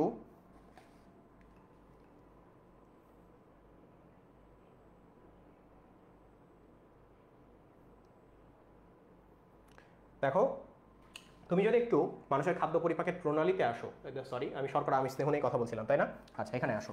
দেখো, তাহলে শর্করা আমিষ স্নেহের এই জায়গাতে আছে। শর্করার কাজটা কি? তাপশক্তি উৎপাদন, দেহের কর্মক্ষমতা বৃদ্ধি, তাপশক্তি উৎপাদন করে। যে কোনো খাবারের মূল কাজই হচ্ছে তাপশক্তি উৎপাদন করা। এবং দেখো, স্নেহ জাতীয় পদার্থ যে, তারও মূল কাজ হচ্ছে তাপশক্তি উৎপাদন করা, বুঝছো? আমরা একটা কথা বলি না, ফ্যাট বার্নস, ফ্যাট বার্ন করলে সোয়েটিং হয় বলি না? কারণ কি? ওটা তাপশক্তি তৈরি করে, আমাদের দেহে ফ্যাট তাপশক্তি তৈরি করে। এছাড়া দেহের বৃদ্ধি, কোষ গঠন, ক্ষয়পূরণ, এগুলো কার কাজ? আমিষের কাজ। এখন এই বিষয়টা নিয়ে সব থেকে ভালো আছে নিচের এই ছকটাতে। দেখো, প্রথম যেটা আছে সেটা হচ্ছে শর্করা। হ্যাঁ, শর্করাকে আমরা ইংরেজিতে কি বলি? কার্বোহাইড্রেট বলি। শর্করাকে কি বলি বলো? কার্বোহাইড্রেট বলি। এখন এই যে শর্করা, আমরা কি কি শর্করা গ্রহণ করি বলতো? আমরা মূলত কি কি শর্করা গ্রহণ করি? আমরা মূল যে শর্করাটা গ্রহণ করি সেটা হচ্ছে স্টার্চ। কি গ্রহণ করি? স্টার্চ গ্রহণ করি। হ্যাঁ, মাঝে মাঝে যখন মাশরুম খাই, তখন মাশরুমের মধ্যে আমরা এখান থেকে আবার গ্লাইকোজেন পাই। কি পাই বলো? গ্লাইকোজেন পাই। তাহলে আমরা স্টার্চও গ্রহণ করি, আমরা গ্লাইকোজেনও গ্রহণ করি। এছাড়া যখন শাকসবজি খাওয়া হয়, উদ্ভিজ্জ উৎস থেকে খাওয়া হয়, তখন কোনটা গ্রহণ করি বলো তো? তখন আমরা সেলুলোজ গ্রহণ করি। কোনটা গ্রহণ করি বলো? সেলুলোজ গ্রহণ করি। ঠিক আছে, আমরা সেলুলোজ গ্রহণ করি। এখন এই সবগুলো কি আমার দেহে অ্যাকচুয়ালি পরিপাক হয়? এই যে স্টার্চ, দেখো, এই শর্করাকে পরিপাক করার জন্য তো আমার অফকোর্স একটা এনজাইম লাগবে। তো এই যে স্টার্চ, এই স্টার্চের অপর নাম হচ্ছে অ্যামাইলেজ। স্টার্চের অপর নাম কি? অ্যামাইলেজ। অ্যামাইলেজ। তাহলে এখন যেহেতু আমরা অধিকাংশ যে খাবার খাই, যেমন ভাত খাই, ভাত একটা স্টার্চ, তাহলে আমরা অধিকাংশ শর্করা জাতীয় খাবার খাই কিন্তু স্টার্চ। এবং স্টার্চকে যেহেতু অ্যামাইলেজ বলা হয়, তাই শর্করা পরিপাককারী এনজাইমের নাম হচ্ছে অ্যামাইলোলাইটিক এনজাইম। কি বলো? অ্যামাইলো লাইটিক এনজাইম। কি না এনজাইম বলো? Amylolytic enzyme. ঠিক আছে, কি বলা হয় এটাকে? বলো অ্যামাইলোলাইটিক এনজাইম, যেহেতু অ্যামাইলেজকেই ভাগ করা হয়। আচ্ছা, এই গ্লাইকোজেন কোথায় থাকে বললাম? মাশরুমের মতো বিভিন্ন উপাদান বা ছত্রাকে যেগুলো, সেগুলোতে হচ্ছে গ্লাইকোজেন থাকে। সেলুলোজ যেটা অন দ্য আদার হ্যান্ড, দেখো এই স্টার্চ এবং গ্লাইকোজেন দুইটার ক্ষেত্রেই আমার আলফা বন্ড থাকে। কি বন্ড থাকে বলো? আলফা বন্ড থাকে, আলফা বন্ড। কিন্তু এই সেলুলোজের ক্ষেত্রে আমার থাকে হচ্ছে বিটা বন্ড। কোনটা থাকে? Beta bond. এখন আমার যে অ্যামাইলোলাইটিক এনজাইমগুলো আছে সেগুলো আলফা বন্ডকে ভাঙতে পারে কিন্তু বিটা বন্ডকে ভাঙতে পারে না। ফলে এই সেলুলোজ যেটা, এইটা আমি খাইলেও আমার দেহে এই সেলুলোজ কিন্তু ভাঙবে না, কিন্তু স্টার্চ বা গ্লাইকোজেন খাইলে স্টার্চ বা গ্লাইকোজেন ভেঙে যাবে। বুঝছো? তাই সেই হিসেবে এই অ্যামাইলোলাইটিক এনজাইম কোনটাকে ভাঙবে? স্টার্চ এবং গ্লাইকোজেনকে ভাঙবে, কিন্তু সেলুলোজকে ভাঙতে পারবে না। তখন তুমি আমাকে প্রশ্ন করবা, ভাইয়া ভাঙতেই যদি না পারে তাহলে সেলুলোজ খেয়ে লাভ আছে? আছে। সেলুলোজ যদি তুমি খাও তাহলে যাদের কনস্টিপেশনের সমস্যা আছে, কোষ্ঠকাঠিন্যের সমস্যা আছে, এই সেলুলোজ কোষ্ঠকাঠিন্যের সমস্যা কমায়। আমাদের হুমায়ুন আহমেদ স্যারের বই পড়ছো না? আমাদের হুমায়ুন আহমেদ স্যার, বলতো আমাদের হুমায়ুন আহমেদ স্যার কীভাবে মারা গেছিল? কোলন ক্যান্সারে মারা গেছিল। এই কোলন ক্যান্সারের হারও কমায় তুমি যদি সেলুলোজ খাও। সেই কারণেই মা বলে যে শাকসবজি খা, শাকসবজি খা। এত সবজি খাওয়ার জন্য সাথে সে জানে না, এত সায়েন্স জানে না, বাট সে তোমার ভালোটা জানে যে কোনটা হইলে আমার সন্তানের ভালো হবে, এই কারণে সেলুলোজ খাইতে পারে। বুঝছো? তাহলে এই অ্যামাইলোলাইটিক এনজাইম দিয়ে তুমি যখন শর্করাকে ভাঙবা তখন এটা কিসে পরিণত হবে বলো? গ্লুকোজে পরিণত হবে। তার মানে অনেকগুলো ধাপ শেষে তুমি এটাকে গ্লুকোজে পরিণত করতে পারবা। তাহলে এই হচ্ছে আমার শর্করা। ঠিক আছে, তাহলে শর্করা সম্পর্কে এইগুলোই আমরা জানলাম। এখন দেখো শর্করা যেটা, এইটা যখন এই গ্লুকোজে পরিণত হইলো, এই গ্লুকোজ কিন্তু গ্লুকোজ আকারেই থাকে না। আমরা একটু আগে পড়ছিলাম, যখন ওই যে আমরা পড়ছিলাম হচ্ছে অ্যানাবলিজম পড়ছিলাম। অ্যানাবলিজমের ক্ষেত্রে আমরা পড়ছিলাম যে গ্লুকোজটা কিন্তু গ্লাইকোজেনে পরিণত হয়। কিসে পরিণত হয় বলো? গ্লাইকোজেনে পরিণত হয়, এবং এই গ্লাইকোজেনে পরিণত অবস্থায় লিভার এবং মাসলে এটা জমা থাকে। তাহলে সেই হিসেবে আমি জানি যে শর্করা যেটা, সেই শর্করাটা গ্লুকোজে ঠিকই পরিণত হয়, কিন্তু আমার দেহের মধ্যে গিয়ে আবার গ্লাইকোজেন আকারে জমা থাকে অথবা গ্লুকোজ আকারে কিছু ব্যয় হয়ে যায়। এই হচ্ছে শর্করা সম্পর্কিত কথা। শর্করার পরে যদি আমরা এবার একটু প্রোটিনের কথায় আসি বা আমিষের কথায় আসি, দেখো আমরা জানি প্রোটিনের ক্ষেত্রে, প্রোটিন যেটা, হ্যাঁ, প্রোটিনকে ভাঙলে পাওয়া যায় অসংখ্য অ্যামাইনো অ্যাসিড। কি অ্যাসিড পাওয়া যায় বলো? অসংখ্য অ্যামাইনো অ্যাসিড। অ্যামাইনো অ্যাসিডকে এ দিয়ে প্রকাশ করি। তো যদি আমি একটা প্রোটিন দেখি তাহলে আমি দেখবো এ একটা অ্যামাইনো অ্যাসিড, এ একটা অ্যামাইনো অ্যাসিড, এ একটা অ্যামাইনো অ্যাসিড, এ একটা অ্যামাইনো অ্যাসিড। এরা পরস্পরের মধ্যে যে বন্ড দিয়ে পরস্পরের সাথে যুক্ত হয় সেটাকে বলা হয় পেপটিক বন্ড। কি বলা হয়? Peptic bond, peptic bond. তাহলে সেই হিসেবে যেহেতু আমি বলছি প্রোটিনকে ভাঙতে যে এনজাইম লাগবে, লাইসিস মানে কি? ভাঙা। তাহলে প্রোটিনকে ভাঙতে যে এনজাইম লাগবে সেটার নাম আমি দেবো প্রোটিওলাইটিক এনজাইম। কি নাম দেবো বলো? Proteolytic enzyme. এবং ভেঙে সেটা কিসে পরিণত হবে? দিন শেষে এই অ্যামাইনো অ্যাসিডেই পরিণত হচ্ছে। ঠিক আছে, এরপর সবশেষে যেটা থাকে সেটা হচ্ছে লিপিড। ঠিক আছে, সবশেষে কি থাকে? লিপিড বা স্নেহদ্রব্য। আমরা জানি লিপিড দুই ধরনের হইতে পারে। লিপিড হইতে পারে ফ্যাট হইতে পারে লিপিড, অথবা অয়েল হইতে পারে। ঠিক আছে, চর্বি হইতে পারে অথবা তেল হইতে পারে। এখন এই লিপিডকে যখন তুমি ভাঙতে যাইবা তখন তোমার যে এনজাইম লাগবে, এই একই নাম, লিপিডকে লাইসিস করতে যে এনজাইম লাগবে সেটার নাম দেবো আমি লাইপোলাইসিস। কি নাম দেবো বলো? লাইপোলাইসিস। কি নাম দেবো বলো? নাম দেবো লাইপোলাইটিক। লাইপোলাইসিস করে, তাই লাইপোলাইটিক এনজাইম। তাহলে লাইপোলাইটিক এনজাইম যখন এটাকে লাইসিস করবে, ওই ক্ষেত্রে আমি শুধু গ্লুকোজ পাইছিলাম, প্রোটিনের ক্ষেত্রে শুধু অ্যামাইনো অ্যাসিড পাইছিলাম, কিন্তু লিপিডকে ভাঙলে আমি কমপ্লেক্স দুইটা মৌল পাবো, কমপ্লেক্স দুইটা হচ্ছে যৌগ পাবো। কি কি? একটা হচ্ছে ফ্যাটি অ্যাসিড, একটা হচ্ছে কি বলো? ফ্যাটি অ্যাসিড, একটা হচ্ছে গ্লিসারল। কি বলো? একটা ফ্যাটি অ্যাসিড এবং একটা গ্লিসারল। এখন সংখ্যা নিয়ে একটুখানি আমার জানা উচিত। দেখো গ্লিসারল জিনিসটা কি? গ্লিসারল হচ্ছে যে এই মনে করো একটা কার্বন, তার সাথে আর একটা কার্বন, তার সাথে একটা কার্বন, এই কার্বনের অন্যান্য হাত আছে। ঠিক আছে, এখন এই কার্বনের পরপর যদি তিনটা হাইড্রক্সিল মূলক থাকে, কি বললাম? এই কার্বনের পরপর তিনটা যদি হাইড্রক্সিল মূলক থাকে সেটাকে আমি বলবো গ্লিসারল। কি বলবো? সেটাকে আমি গ্লিসারল বলবো, সেটাকে আমি একটা গ্লিসারল বলবো।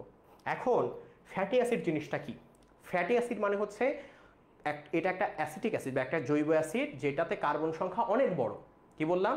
কার্বন সংখ্যা অনেক বেশি বা কার্বন শিকলটা অনেক বেশি, এবং এটা একটা জৈব অ্যাসিড। তাহলে জৈব অ্যাসিডকে আমি কি দিয়ে প্রকাশ করি বলো? COOH দিয়ে প্রকাশ করি। কি দিয়ে প্রকাশ করি? COOH দিয়ে প্রকাশ করি। তাহলে তার সাথে অনেক কার্বন, যে কার্বনের শেষ নাই, তাই না? তার সাথে কি বলো? অনেক কার্বন, যে কার্বনের শেষ নাই, অনেক কার্বন। তারপর দেখো আরেকটা COOH, আরেকটা COOH। তাহলে এর সাথে আরো কার্বন, আরো কার্বন, আরো কার্বন। আবার দেখো আরেকটা COOH, আরো কার্বন, আরো কার্বন। এখন এটা দেখানোর কারণ কি? এত লেখার কারণটা কি? তো যখন এই লিপিড তৈরি হয় তখন কি হয় জানো, এই এক অণু গ্লিসারল তার এই হাইড্রক্সিলের সাথে এই COOH যুক্ত হয়ে এক অণু পানি বের হয়ে যায়, এক অণু পানি বের হয়ে যায়। আবার এই হাইড্রক্সিলের সাথে এই COOH যুক্ত হয়ে আর এক অণু পানি বের হয়ে যায়, এই হাইড্রক্সিলের সাথে এই COOH যুক্ত হয়ে আর এক অণু পানি বের হয়ে যায়, তাহলে 3 অণু পানি বের হইল। 3 অণু পানি বের হয়ে যেটা তৈরি হয় সেটাকে আমি বলি লিপিড। কি ভাই? সেটাকে বলি লিপিড। তো লিপিডকে যখন আমি আবার পরিপাক করছি, দেখো লাইপোলাইটিক এনজাইম দিয়ে পরিপাক করছি, তখন কি হচ্ছে, আমার দেহের পানি আবার এর সাথে যুক্ত হচ্ছে। ফলে যেই 3 অণু পানি বের হয়ে গেছিল সেই 3 অণু পানি যখন আমি ফেরত দিচ্ছি, এক অণু লিপিডকে আমি ভাঙছি, ভেঙে কয় অণু আমি ফ্যাটি অ্যাসিড পাচ্ছি? 1 অণু, 2 অণু, 3 অণু। তার মানে বললাম 1 অণু লিপিড ভেঙে 3 অণু ফ্যাটি অ্যাসিড পাই। এই 3 অণু ফ্যাটি অ্যাসিড কয় অণু গ্লিসারলের সাথে যুক্ত হয়েছিল? 1 অণু গ্লিসারল। তাহলে 3 অণু ফ্যাটি অ্যাসিড পাই বাট 1 অণু গ্লিসারল পাই। ঠিক আছে? তাহলে সেই হিসাবে সংখ্যাটা আমি একটু শিখে নিলাম যে লিপিডকে ভাঙলে যে ফ্যাটি অ্যাসিড এবং গ্লিসারল পাই তার অনুপাতটা কেমন।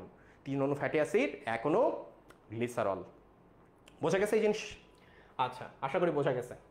তাহলে দেখো এই কথাগুলো এর মধ্যে বলছে। তাহলে এখানে অ্যামাইলোলাইটিক এনজাইমগুলোর নাম আছে দেখো, যেমন টায়ালিন যেটা আমাদের মুখে থাকে, হ্যাঁ, তারপর অ্যামাইলেজ, মল্টেজ, সুক্রেজ, সবগুলো আমরা পড়বো। আমরা জানি যে এনজাইম হইলে লাস্টে এজ যুক্ত হয়। কি যুক্ত হয়? এজ। এই শব্দটা যুক্ত হলে আমি বুঝি যে এটা হচ্ছে এনজাইম। সুক্রোজকে যে এনজাইম ভাঙে তার নাম সুক্রেজ, মল্টোজকে যে ভাঙে সে হচ্ছে মল্টেজ, অ্যামাইলোজকে যে ভাঙে তার নাম হচ্ছে অ্যামাইলেজ। ঠিক আছে? আর টায়ালিন আমাদের লালাই থাকে। টায়ালিন কোথায় থাকে বলো? লালাই থাকে। এবং এই টায়ালিনের অপর নাম হচ্ছে আলফা অ্যামাইলেজ। কি বলো? Alpha amylase. টায়ালিনের অপর নাম হচ্ছে আলফা অ্যামাইলেজ। তাহলে এখানেও কিন্তু লেজ আছে। আলফা অ্যামাইলেজের অপর নাম আমরা টায়ালিন বলি। যাই হোক, তাহলে এই গেল হচ্ছে গ্লুকোজ। প্রোটিওলাইটিক এনজাইমের মধ্যে দেখো পেপসিন আছে, হ্যাঁ, ট্রিপসিন আছে, ট্রিপসিনের চাচাতো ভাই কাইমোট্রিপসিন আছে, অ্যামিনোট্রিপসিন আছে, নামগুলো সবই পরিচিত আমাদের। তারপর দেখো লাইপোলাইটিক এনজাইমের মধ্যে কি কি আছে? পাকস্থলীতে এক প্রকারের লাইপোলাইটিক এনজাইম আছে, হ্যাঁ, আবার অন্ত্রেও এক প্রকার হচ্ছে লাইপোলাইটিক এনজাইম আছে। তো এই যেটা পাকস্থলীতে থাকে ওটাকে বলে আমি পাকস্থলীয় লাইপেস, আর অন্ত্রে থাকলে বলে আন্ত্রিক লাইপেস। আবার ফসফোলাইপেস বলে একটা জিনিস আছে যেটা ফসফোলিপিডকে ভাঙে, তাই না? আবার দেখো কোলেস্টেরল এবং গ্লিসারল, এই দুইটাকে ভাঙে, কোলেস্টেরল এবং গ্লিসারল এস্টারেজ। আর তারপর আছে হচ্ছে লেসিথিনেজ, যেটা লেসিথিনকে ভাঙে। তাই নামের সাথেই আমার এনজাইমের পরিচয় হয়ে গেছে। নাম যা, এনজাইম নাও তার কাছাকাছি নাম। ঠিক আছে? আচ্ছা, তাহলে এই গেল হচ্ছে আমার এইটা। এবার দেখো মুখবিবরে খাদ্যের পরিপাক। মুখবিবরে কি? খাদ্যের পরিপাক। আমরা জানি মুখের মধ্যে মূলত খাদ্যকে এপার ওপার করে, উপর নিচে করে লালার সাথে মেশাইতে যেই অঙ্গটা কাজ করে সেটার নাম হচ্ছে টাং বা জিহবা। কি বলো? টাং বা জিহবা। তাহলে সেই হিসেবে এই যে টাং বা জিহবা, টাং বা জিহবা এটা কি দিয়ে তৈরি বলো তো? এটা পেশি দিয়ে তৈরি, তাই না? এটা পেশি দিয়ে তৈরি। এখন এই যে পেশির দলাটা, টাঙের যে দলাটা, এটা কিসের সাথে যুক্ত থাকে? অন্য কোনো পেশি বা মাংসের সাথে না। বলে না অনেক সময় যে তোর জিহ্বা টান দিয়ে ছিঁড়ে ফেলবো, এটা কিন্তু খুব কঠিন। কারণ কি? কারণ এই পেশিটা এক প্রকার অস্থির সাথে যুক্ত থাকে। কিসের সাথে বলো? অস্থি বা হাড়ের সাথে যুক্ত থাকে। তোমরা কেউ আমাকে বলতে পারবা যে আমাদের জিহ্বা কোন হাড়ের সাথে বা কোন অস্থির সাথে যুক্ত থাকে? তোমরা কেউ আমাকে বলতে পারবা যে আমাদের জিহ্বা কোন অস্থির সাথে যুক্ত থাকে? আমাদের জিহ্বা কোন অস্থির সাথে যুক্ত থাকে, এটা কি বলতে পারবা?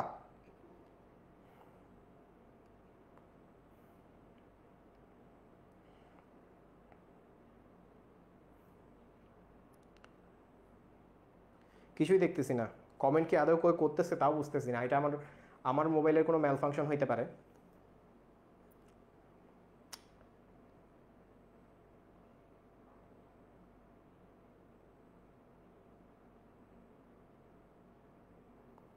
আচ্ছা দেখো, তাহলে সেই হিসেবে যে অস্থির সাথে যুক্ত থাকে এটার নাম আমি বলে দিই, সেটা হচ্ছে হাইওয়েড অস্থি। কোন অস্থি বলো? হাইওয়েড অস্থি। ঠিক আছে? আমাদের এই জায়গাতে হাইওয়েড অস্থি বলে একটা অস্থি থাকে। এই অস্থির সাথে এই জিহ্বাটা লাগানো থাকে এবং যখন অটোপসি করা হয় তখন এখান থেকে কাটা হয়, তো কেটে দেখা যায় যে এই জিহ্বা সহ ওই পুরো কণ্ঠনালী এভাবে ছিঁড়ে ফেলে নিচ থেকে ওই হাইওয়েড বোনের ওই জিহ্বার ওই অংশটুকু এভাবে টান দেয়, এখান থেকে জিহ্বা বের হয়ে আসে। বুঝছো? তাহলে এই হাইওয়েড বোনের সাথে কিন্তু আমার এই কি থাকে? জিহ্বা যুক্ত থাকে।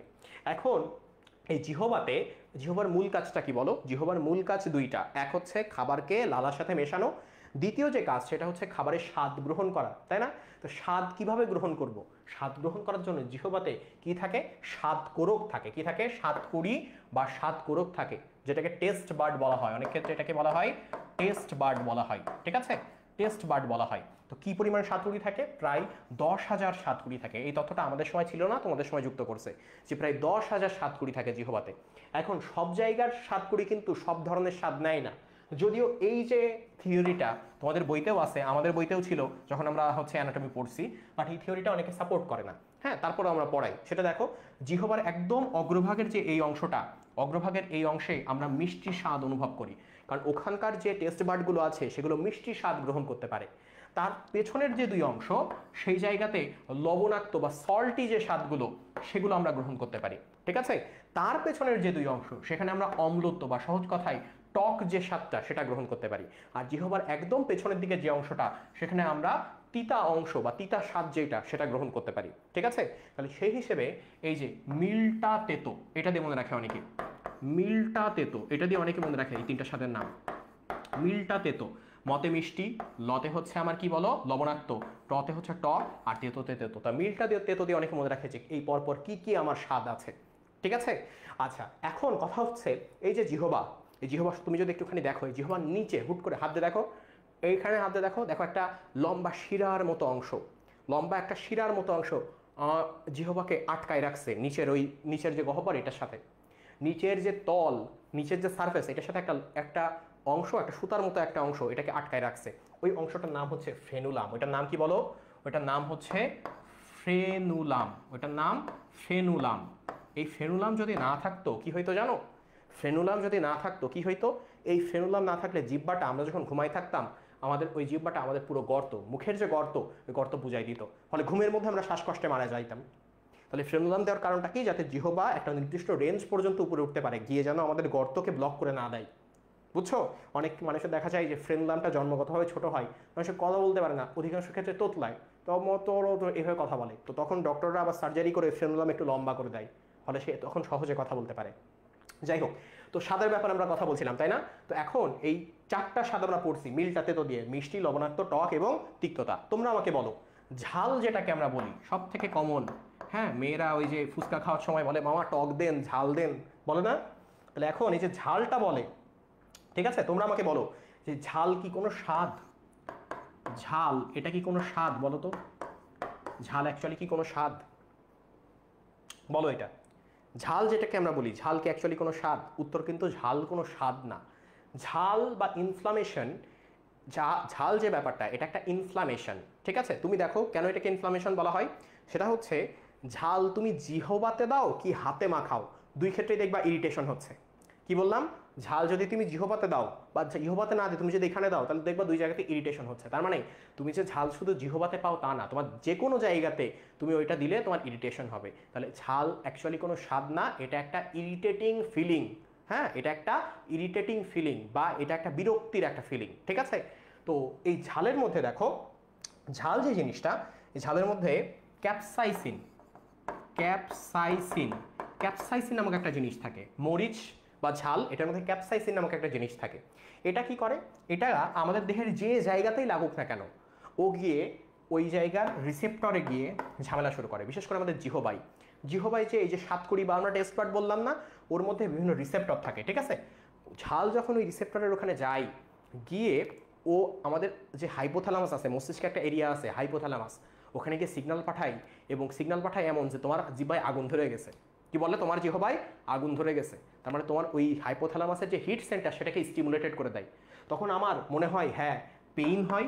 কি হয় বলো? পেইন হয়, ব্যথা হওয়া শুরু করে, এবং ওই জায়গায় মনে হয় হিট তৈরি হয়ে গেছে। কি তৈরি হয়ে গেছে?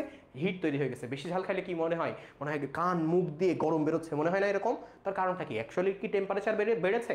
না, টেম্পারেচার কিন্তু বাড়ে নাই, কিন্তু এই যে হিট বেড়ে গেছে এরকম একটা সেন্সেশন তোমার ব্রেনেও দিয়ে দিছে। সেই কারণে তোমার মনে হয় ইরিটেশন ফিলিং হচ্ছে, হিট হচ্ছে। তখন আমরা কি খাই?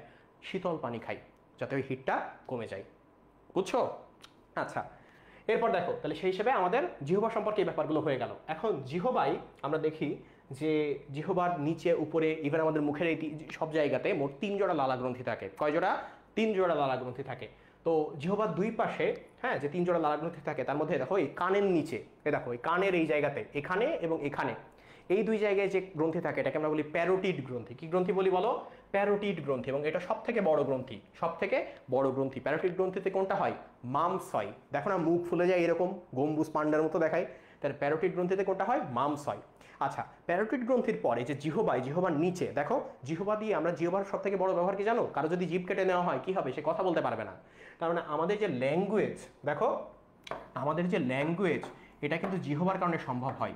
তো ল্যাঙ্গুয়েজকে যদি অ্যাডজেক্টিভ করো তাহলে এটা হয়ে যায় লিঙ্গুয়াল। কি হয়ে যায়?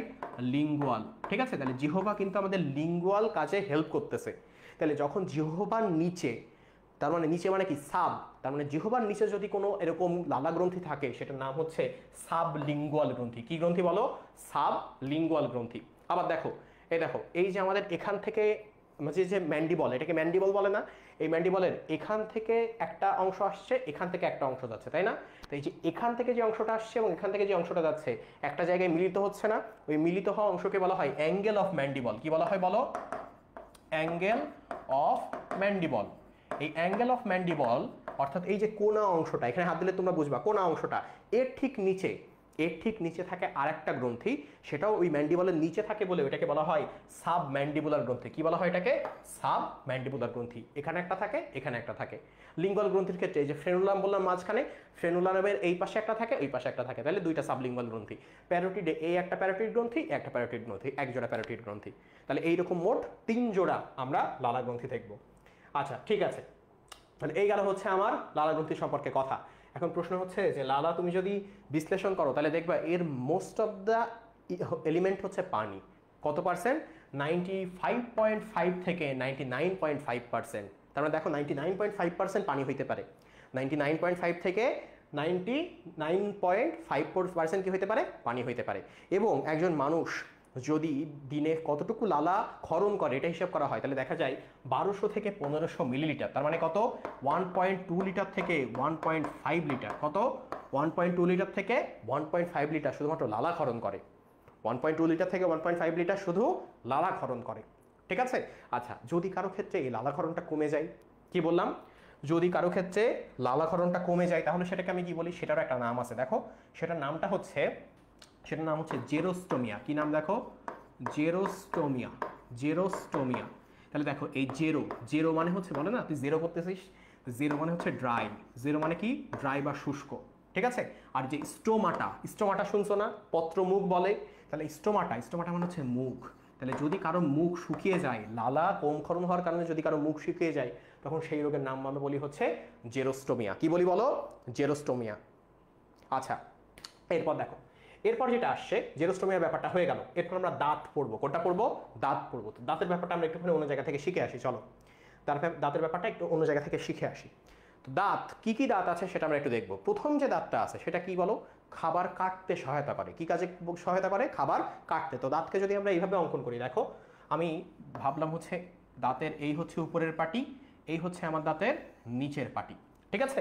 তো এই দাঁতের এইখানে দেখো দুইটা এবং এই উপরের পাটিতে দুইটা এক প্রকার বিশেষ দাঁত থাকে। এটার কাজ কি জানো?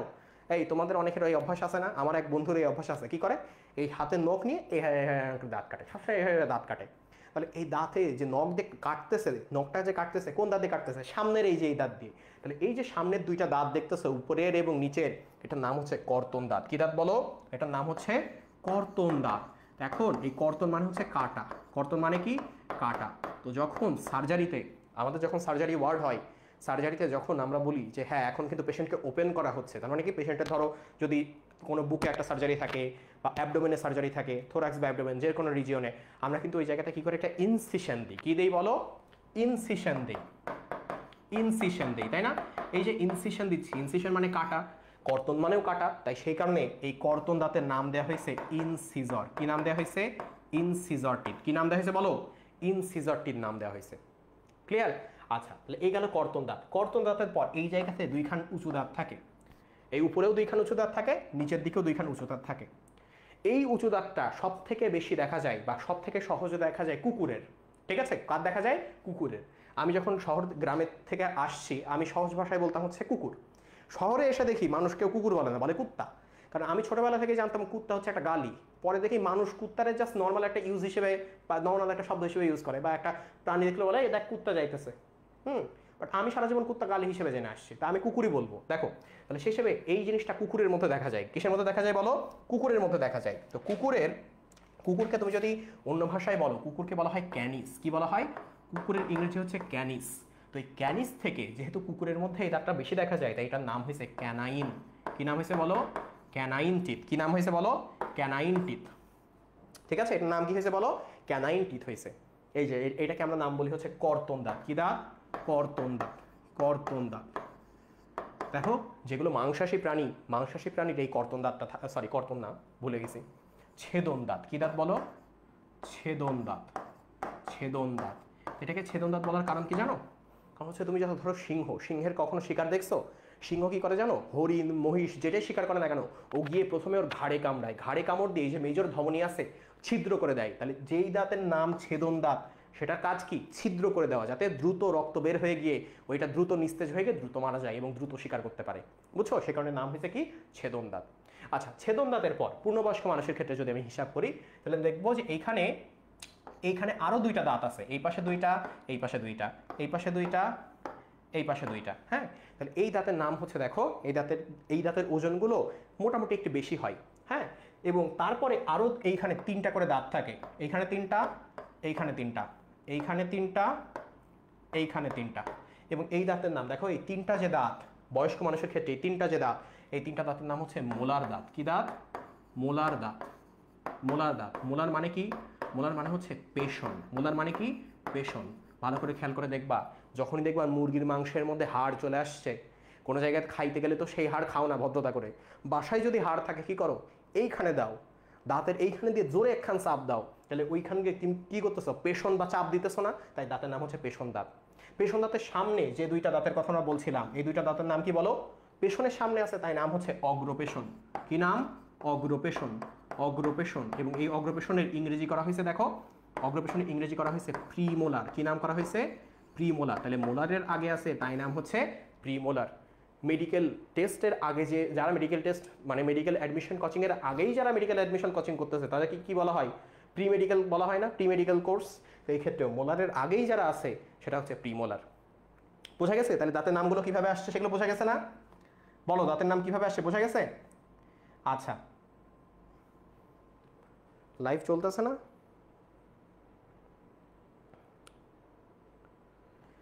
আচ্ছা, এরপর চলো। এরপর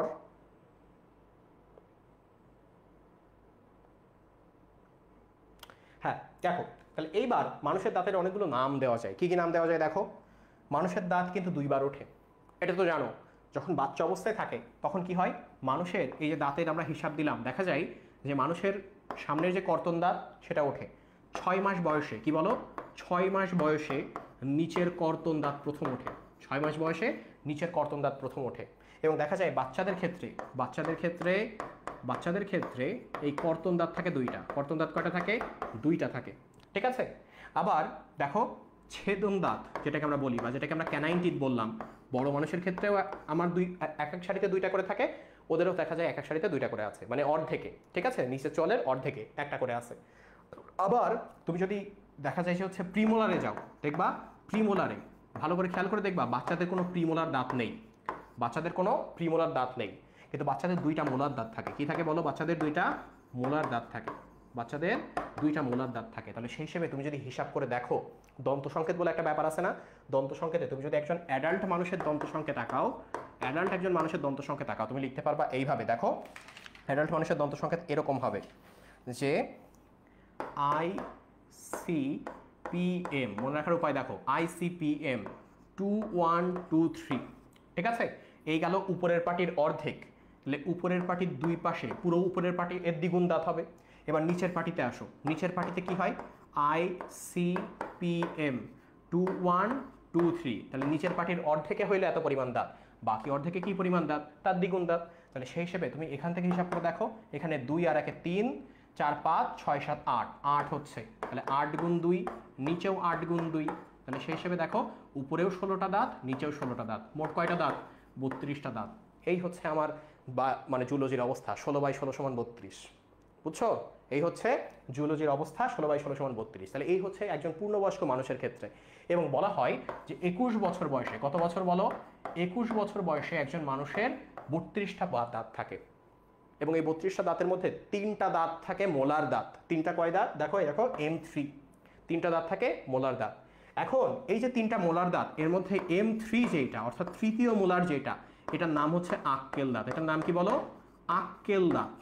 আক্কেল দাঁত, বা ইংরেজিতে এটাকে বলা হয় হচ্ছে উইজডম টিথ। কি টিথ বলা হয়?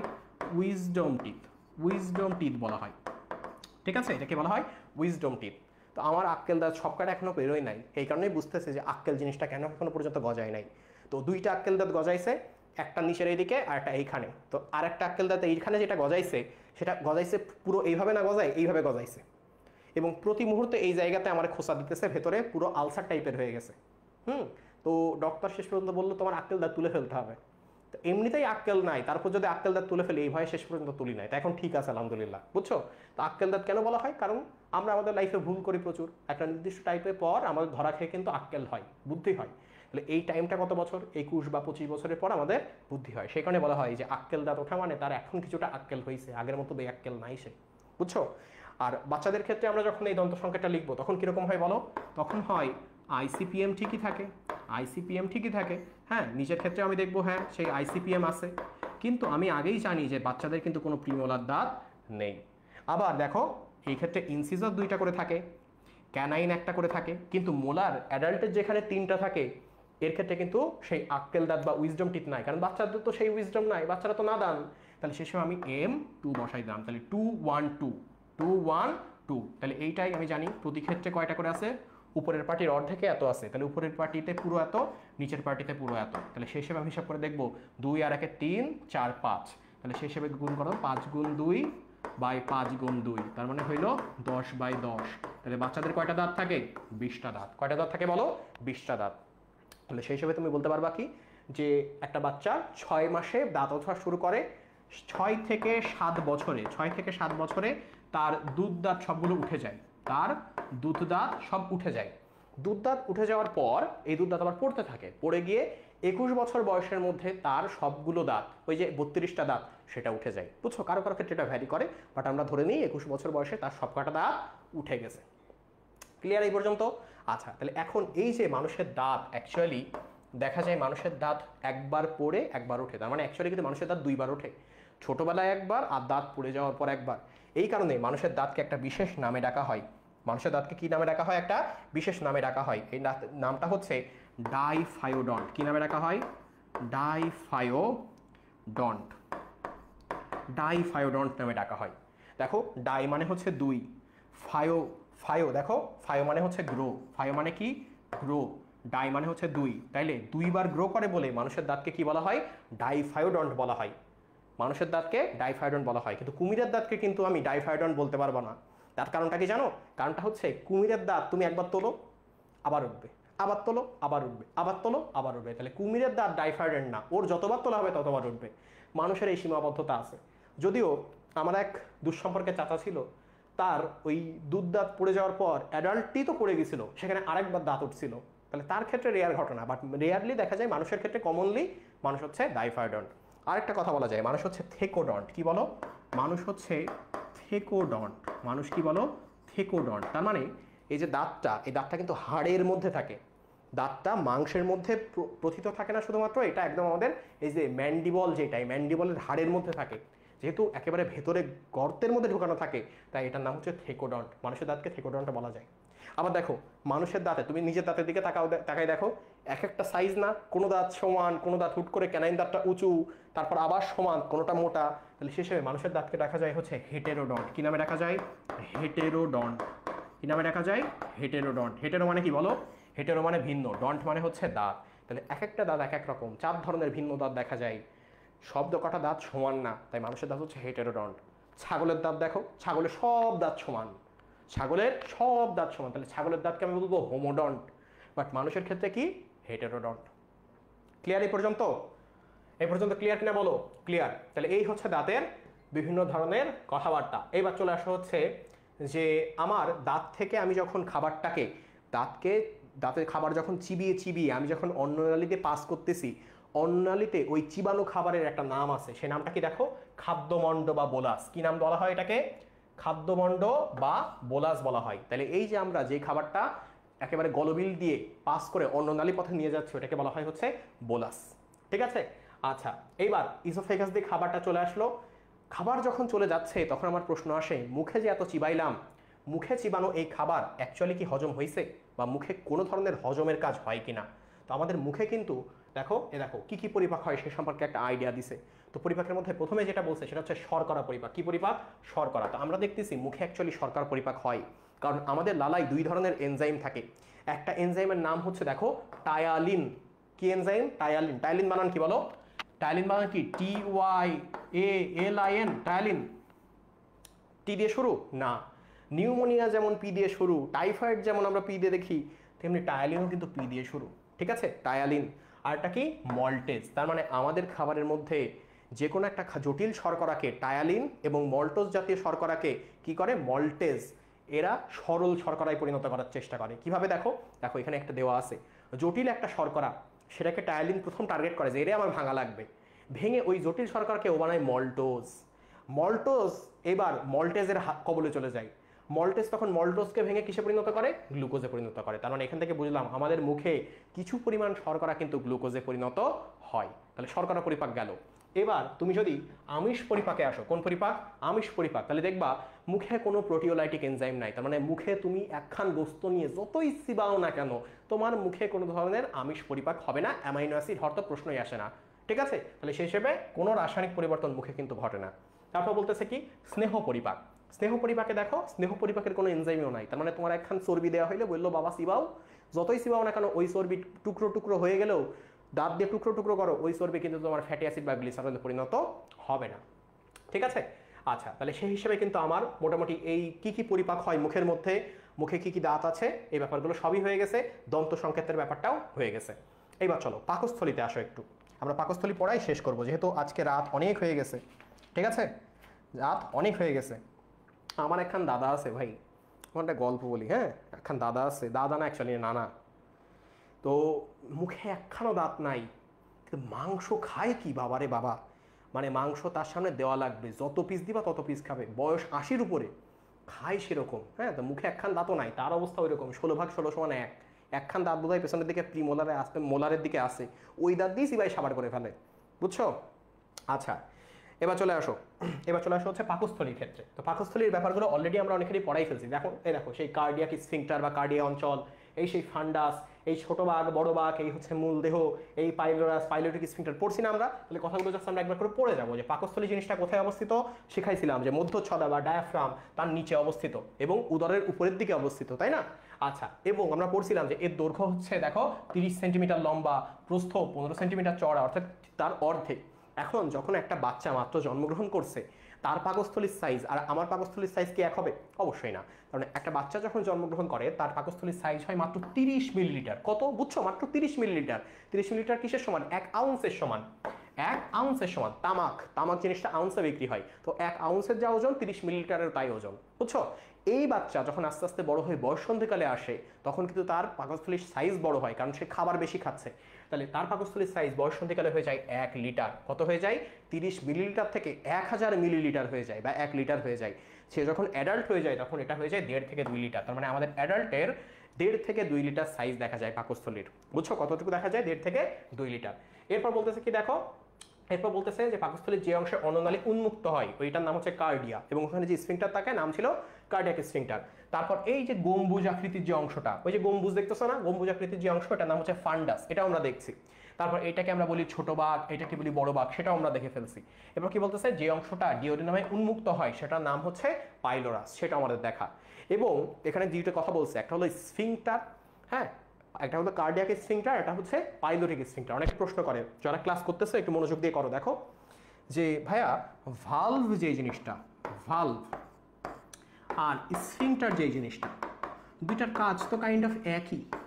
দেখো ভালভ, আমাদের হার্টে ভালভ আছে না, হৃদয়ে ভালভ আছে না, কি করে ভালভ? কিন্তু রক্তের ব্যাকফ্লো বন্ধ করে, তার মানে রক্তকে একমুখী করে। ও এই বাম অলিন্দ্যতে ঢুকবে, বাম নিলয়ে যাবে, সেখান থেকে আমাদের লাংসে যাবে, লাংস থেকে আবার বাম যে ডান অলিন্দে ফেরত আসবে, সেখান থেকে ডান নিলয় হয়ে সারা দেহে ফেরত যাবে। রক্ত তো এরকম হইতে পারতো যে এই ডান অলিন্দ দিয়ে ঢুকে, বাম অলিন্দ দিয়ে ঢুকে বাম নিলয়ে যাওয়ার সময় কিছু রক্ত আবার এই বাম অলিন্দে ফেরত আসছে, আসে না। কারণ কি? ওখানে ভালভ থাকে। পড়ছো না তোমরা বাইকাস্পিড ভালভ, ট্রাইকাস্পিড ভালভ পড়ছো না? তাহলে ভালভ আর স্ফিংক্টার দুটোর মধ্যে পার্থক্য কি? পার্থক্য এইটাই, দেখো স্ফিংক্টারটা এরকম হয় যে এই মনে করো একটা নালী ছিল, এখান থেকে খাবার যাচ্ছে, খাবার যদি এখানে আসে, স্ফিংক্টারটা এরকম যে ওই এইখানে সংকুচিত হয়ে যায়।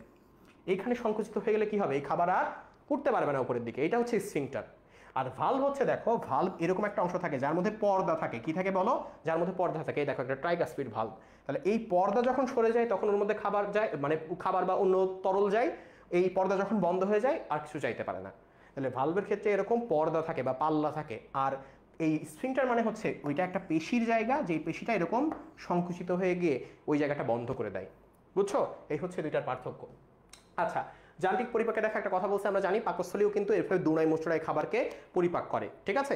এবং পাকস্থলীতে একটা খাবার খাওয়ার কতক্ষণ পর সেটা অবস্থান করে? 2 থেকে 6 ঘন্টা। কিছু কিছু খাবার যেগুলো অল্পতেই পরিপাক হয়ে যায়, তুমি যদি এরকম ইজি ডাইজেস্টেবল খাবার দাও তাহলে 2 ঘন্টা থাকবে। তুমি যদি খুব প্রোটিন জাতীয় খাবার খাও, ওইটাকে পাকস্থলী বলবে পাইছি এইবার অনেকক্ষণ ধরে হজম করবো, তাহলে 6 ঘন্টা। বুঝছো? আবার কি দেখো বলতেছে, একসময় প্যারাটাল কোষ থেকে হাইড্রোক্লোরিক অ্যাসিড খরিত হয়ে অধিকাংশ ব্যাকটেরিয়াকে ধ্বংস করে দেয়। এই যে একটা ইম্পর্টেন্ট জিনিস, আমরা জানি পাকস্থলীর মধ্যে খুব নিম্ন পিএইচে, তার মানে খুব শক্তিশালী হাইড্রোক্লোরিক অ্যাসিড নিঃসৃত হয়। এর কাজ কি? এর কাজ হচ্ছে যেই প্রোটিনগুলো আসছে পাকস্থলীতে, শুধুমাত্র আমি জানি যে খুব অল্প পরিমাণ হচ্ছে লিপিড এবং অধিকাংশ বা সব প্রোটিনই সামান্য পরিমাণ হজম হয়, তাই না? কারণ এখন প্রোটিনের মধ্যে যে পেপটাইড বন্ড আছে ওইটাকে হজম করার জন্য বা ওইটাকে দুর্বল করে দেওয়ার জন্য এই হাইড্রোক্লোরিক অ্যাসিড আসে, এসে ওই পেপটাইড বন্ডকেও দুর্বল করে। আবার যদি মুখ থেকে কিছু পরিমাণ ব্যাকটেরিয়া পেট পর্যন্ত আসেও, পাকস্থলী সেটাকে সাফ করে দেয়। ঠিক আছে? আচ্ছা, এইবার আমি একটু আগে বলছিলাম যে পাকস্থলী কি করে? মোচড়ামুচড়ি করে খাবার পরিপাক করতেছে। তাহলে মোচড়ামুচড়ি করার জন্য এত পেশি লাগবে। তাহলে এর কিন্তু 3 ধরনের পেশির স্তর আছে। পাকস্থলীর কয় ধরনের পেশির স্তর আছে? 3 ধরনের পেশির স্তর আছে। ধরো এই হচ্ছে যদি পাকস্থলী হয়, চিন্তা করো, এই যদি পাকস্থলী হয়, একটা পেশির স্তর এই দিক বরাবর, একটা পেশির স্তর এই দিক বরাবর, আর একটা পেশির স্তর এই দিক বরাবর। ফলে এই পেশির স্তর এই উঁচু নিচুর দিকে পাকস্থলীকে সংকুচিত করে। এই পেশির স্তর এইভাবে এইভাবে সংকুচিত করে, আর একটা এইভাবে এইভাবে সংকুচিত করে, বা এইভাবে এইভাবে। তাহলে 3 দিক থেকে সংকুচিত হয়ে পাকস্থলী এত বড় ছিল, এইটুকু হয়ে যাচ্ছে, আবার এইটুকু হচ্ছে, এইটুকু হচ্ছে। ফলে কি হবে? ভেতরের খাবার একেবারে মুচড়ে মুচড়ে তরলের মতো কাইমে পরিণত হয়ে যাবে। ঠিক আছে? আচ্ছা, তাহলে সেই হিসাবে দেখো, এর মধ্যে এই কাইম যখন তৈরি হয়ে যাচ্ছে বা কাইম আমি তৈরি করতে যাচ্ছি, আমি এর মধ্যে হাইড্রোক্লোরিক অ্যাসিড বাদে আরেক ধরনের রস নিঃসরণ করব। কি নিঃসরণ করব? গ্যাস্ট্রিক জুস নিঃসরণ করব। কি জুস? Gastric juice. আমি জানি অনেক ধরনের জুস নিঃসৃত হয়। প্যারাটাল সেল থেকে হাইড্রোক্লোরিক অ্যাসিড আসে, আর্জেন্টাফাইন কোষ থেকে জিআইএফ আসে, গ্যাস্ট্রিক ইন্টেনসিক ফ্যাক্টর। পড়ছি না আমরা এই জিনিসগুলো? তাহলে সবগুলো মিলে যে গ্যাস্ট্রিক জুস আসে, ওইটা কি করে? খাবারকে মন্ডে পরিণত করে। বুঝছো? তখন এই মন্ডটা আমার পরবর্তীতে প্রচুর হাইলি, এটা কিন্তু প্রচুর অ্যাসিডিক হয় মন্ড, যেটা এটা কিন্তু হাইলি অ্যাসিডিক। এখন এই মন্ডটা এবার অন্ত্রের দিকে যাওয়া শুরু করে, এবং মন্ডকে আগেই কিন্তু আমার অ্যালকালাইন বা ক্ষারীয় করে নেওয়া হয়, যাতে কি হয় বলো? যাতে এই মন্ডটাকে আমরা পরবর্তীতে আবার অন্ত্রে গিয়ে পরিপাক করতে পারি। বোঝা গেছে?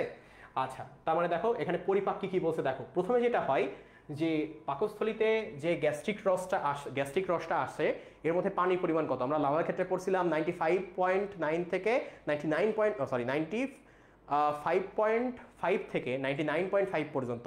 আর এখানে আমি পানির পরিমাণ পাবো 99.45 পর্যন্ত। তার মানে এখানেও কিন্তু পানির পরিমাণ বেশি, অনেকখানি বেশি। ঠিক আছে? এবং কথা হচ্ছে যে এই যে গ্যাস্ট্রিক জুসটা কিভাবে নিঃসৃত হয়? পাকস্থলীতে যখনই গ্যাস্ট্রিন নামক একটা হরমোন নিঃসৃত হইল, তখনই এই গ্যাস্ট্রিক জুস আমার হচ্ছে সিগন্যাল পেয়ে গেছে যে হ্যাঁ এইবার খরিত হইতে হবে। তার মানে যতক্ষণ না পর্যন্ত গ্যাস্ট্রিন হরমোন নিঃসৃত না হচ্ছে, গ্যাস্ট্রিক জুস কিন্তু এই কাইম বানানোর জন্য পাকস্থলীতে আসবে না। এবার আমরা এটা জানি যে পাকস্থলীতে আমিষ পরিপাক হয়। প্রশ্ন হচ্ছে কিভাবে হয় সেটা আমরা পড়ি। দেখো, প্রথমে যেটা হয় সেটা হচ্ছে গ্যাস্ট্রিক জুস যেটা, এইটা 2টা নিষ্ক্রিয় এনজাইম ক্ষরণ করে। নিষ্ক্রিয় কেন বলতেছি? কারণ দেখো এটার নাম হচ্ছে পেপসিনোজেন আর প্রোরেনিন। এনজাইমের শেষে যদি নোজেন দেখো, কি দেখো? নোজেন দেখো, বা এনজাইমের শুরুতে যদি প্রি দেখো, তখন তুমি বুঝবা এটা নিষ্ক্রিয়। কি বলবা? তখন সেটা নিষ্ক্রিয়। যখন এই নিষ্ক্রিয় এনজাইমটা হুট করে কি হইলো? হাইড্রোক্লোরিক অ্যাসিডের সংস্পর্শে আসলো, তখন বুঝে গেল হ্যাঁ এইবার আমার সক্রিয় হইতে হবে। কারণ হাইড্রোক্লোরিক অ্যাসিড নিশ্চয়ই খাবারের জন্যই খরিত হয়েছে, তার মানে খাবার আছে, আমার এবার খরিত হইতে হবে। তাহলে এই পেপসিনোজেন এবং এই দেখো প্রোরেনিন, হ্যাঁ প্রি বা প্রো, এই প্রোরেনিন ও কি করলো? প্রোরেনিন থেকে রেনিন হয়ে গেল, পেপসিনোজেন থেকে পেপসিন হয়ে গেল। তাহলে এই যে পেপসিন, দেখো এই পেপসিন এবং রেনিন কিভাবে কাজ করছে দেখো। যে আমিষটা ছিল, হ্যাঁ এই আমিষের সাথে পানি মিশিয়ে পেপসিন, যেটা পানি তো আছে, এই পাকস্থলীতে পানি আছে, আর আমিষ জাতীয় যে খাবার, এই জায়গাতে হুট করে পেপসিন আসলো। পানি কেন আসলো? কারণ আমি জানি কোনো বিক্রিয়া পানি ছাড়া সম্ভব না। তুমি শুধুমাত্র এরকম কোনো প্রোটিন খাইতে পারবে না যাতে কোনো পানি নাই এবং সেটা কখনো হজম হবে না। তার মানে আমিষ, পানিযুক্ত আমিষ বিক্রিয়ার জন্য পানি যোগ করা, তার মধ্যে আমি পেপসিন দিলাম, তখন কি হইলো? এই আমিষটা প্রোটিওজে পরিণত হইলো এবং পেপটোনে পরিণত হইলো। দুইটা বিশেষ প্রোটিনে পরিণত হইল, ঠিক আছে, ক্ষুদ্রতম প্রোটিন। এই জটিল আমিষ থেকে সরল দুইটা আমিষে পরিণত হইল, একটা হলো প্রোটিওজ আর একটা হচ্ছে পেপটন, ঠিক আছে। আচ্ছা, এইবার যদি আমরা দুধ খাই, দুধের মধ্যেও তো আমিষ থাকে, তো দুধের আমিষকে বলা হয় কেসিন। কি বলা হয়? দুধের আমিষকে কেসিন বলা হয়। এই কেসিনের মধ্যে অফকোর্স দুধের আমিষ, দুধের মধ্যে তো পানি থাকে, তাহলে এই কেসিনের মধ্যে আমি কি করলাম? রেনিন যুক্ত করে দিলাম। রেনিন যুক্ত করলে সেটা প্যারাকেসিনে পরিণত হয়ে গেল। কিসে পরিণত হইলো? প্যারাকেসিনে। এখন এই যে প্যারাকেসিন, এই প্যারাকেসিনকে, এই যে পেপসিন ছিল না, এই পেপসিন আবার প্রস্তুত করা প্যারাকেসিনকে ভেঙে পেপটোনে পরিণত করলো। কিসে পরিণত করলো? পেপটোনে পরিণত করলো। এখন মাংসের মধ্যে জিলেটিন থাকে, ঠিক আছে, কি থাকে? জিলেটিন থাকে। তো এই জিলেটিনকে, জিলেটিনেজ এনজাইম আবার পেপটোন ও পলিপেপটাইডে পরিণত করলো। আমি এখানে যে নামগুলো দেখছি, নামগুলো কঠিন এবং কোনোটাই অ্যামাইনো অ্যাসিড লেখা না। এখান থেকে কি সিদ্ধান্তে আসা যায়?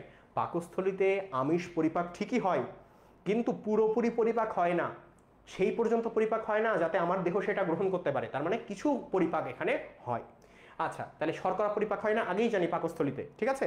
দেখো, শর্করা পরিপাক আগেই হয়, এটা জানি। আর স্নেহ পরিপাক যেটা, শুধুমাত্র একটা বিশেষ স্নেহ, কোনটা দেখো, দেখো এই যে বাটার যেটা, হ্যাঁ, বা যেটাকে আমরা বলি হচ্ছে, এই দেখো গ্যাস্ট্রিক লাইপেজ। দেখো, গ্যাস্ট্রিক লাইপেজ নামক খুব দুর্বল একটা স্নেহ বিশ্লেষণকারী এনজাইম আছে, ঠিক আছে। এটা কিসের উপর কাজ করে? এই যে বাটার বা মাখনের চর্বির উপর কাজ করে। বাটার বা মাখনের চর্বি তুমি যদি খাও, ওইটা পাকস্থলীতে সামান্য পরিমাণ হজম হয়। কিসের মাধ্যমে?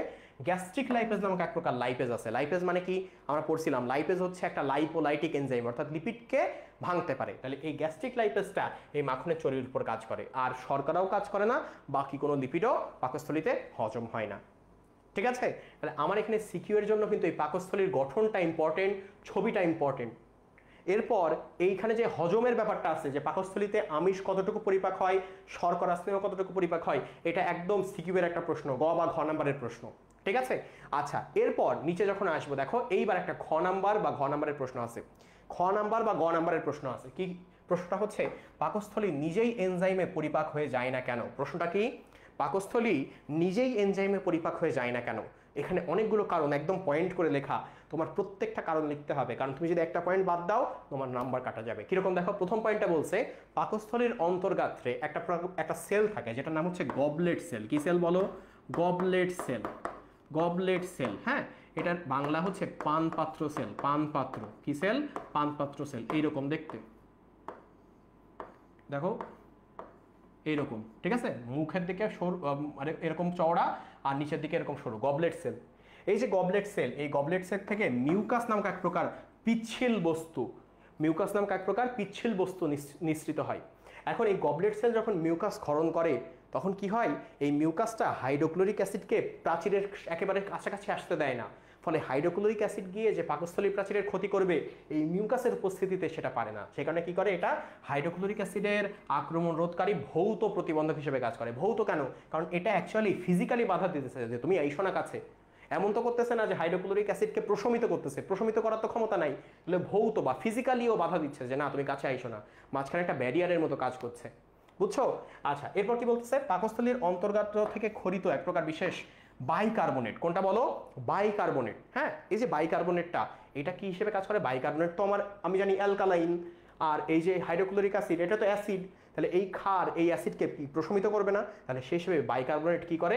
এই ক্ষারটা হাইড্রোক্লোরিক অ্যাসিডকে প্রশমিত করে। ফলে আমার যতটুকু অ্যাকচুয়ালি নিজের ক্ষতি হওয়ার কথা ছিল বা যতটুকু অ্যাসিডিক ফিল হওয়ার কথা ছিল, বাইকার্বনেট খরিত হওয়ার কারণে ততটুকু অ্যাসিডিক আমি ফিল করি না, ঠিক আছে।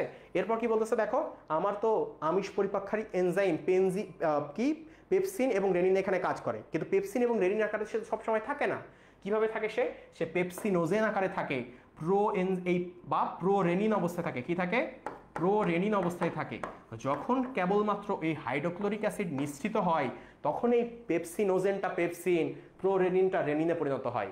তাহলে এর ফলে কি হয়? যে ঠিক যেই টাইমে খাবার হজম করার কথা, তখন এই এনজাইম কার্যকর হচ্ছে, যখন খাবার নাই এ নিষ্ক্রিয় অবস্থায় আছে, ফলে পাকস্থলীর ক্ষতি হয় না, ঠিক আছে। আচ্ছা, এগুলো হচ্ছে ইম্পর্টেন্ট ব্যাপার। আর একটা কি বলতেছে?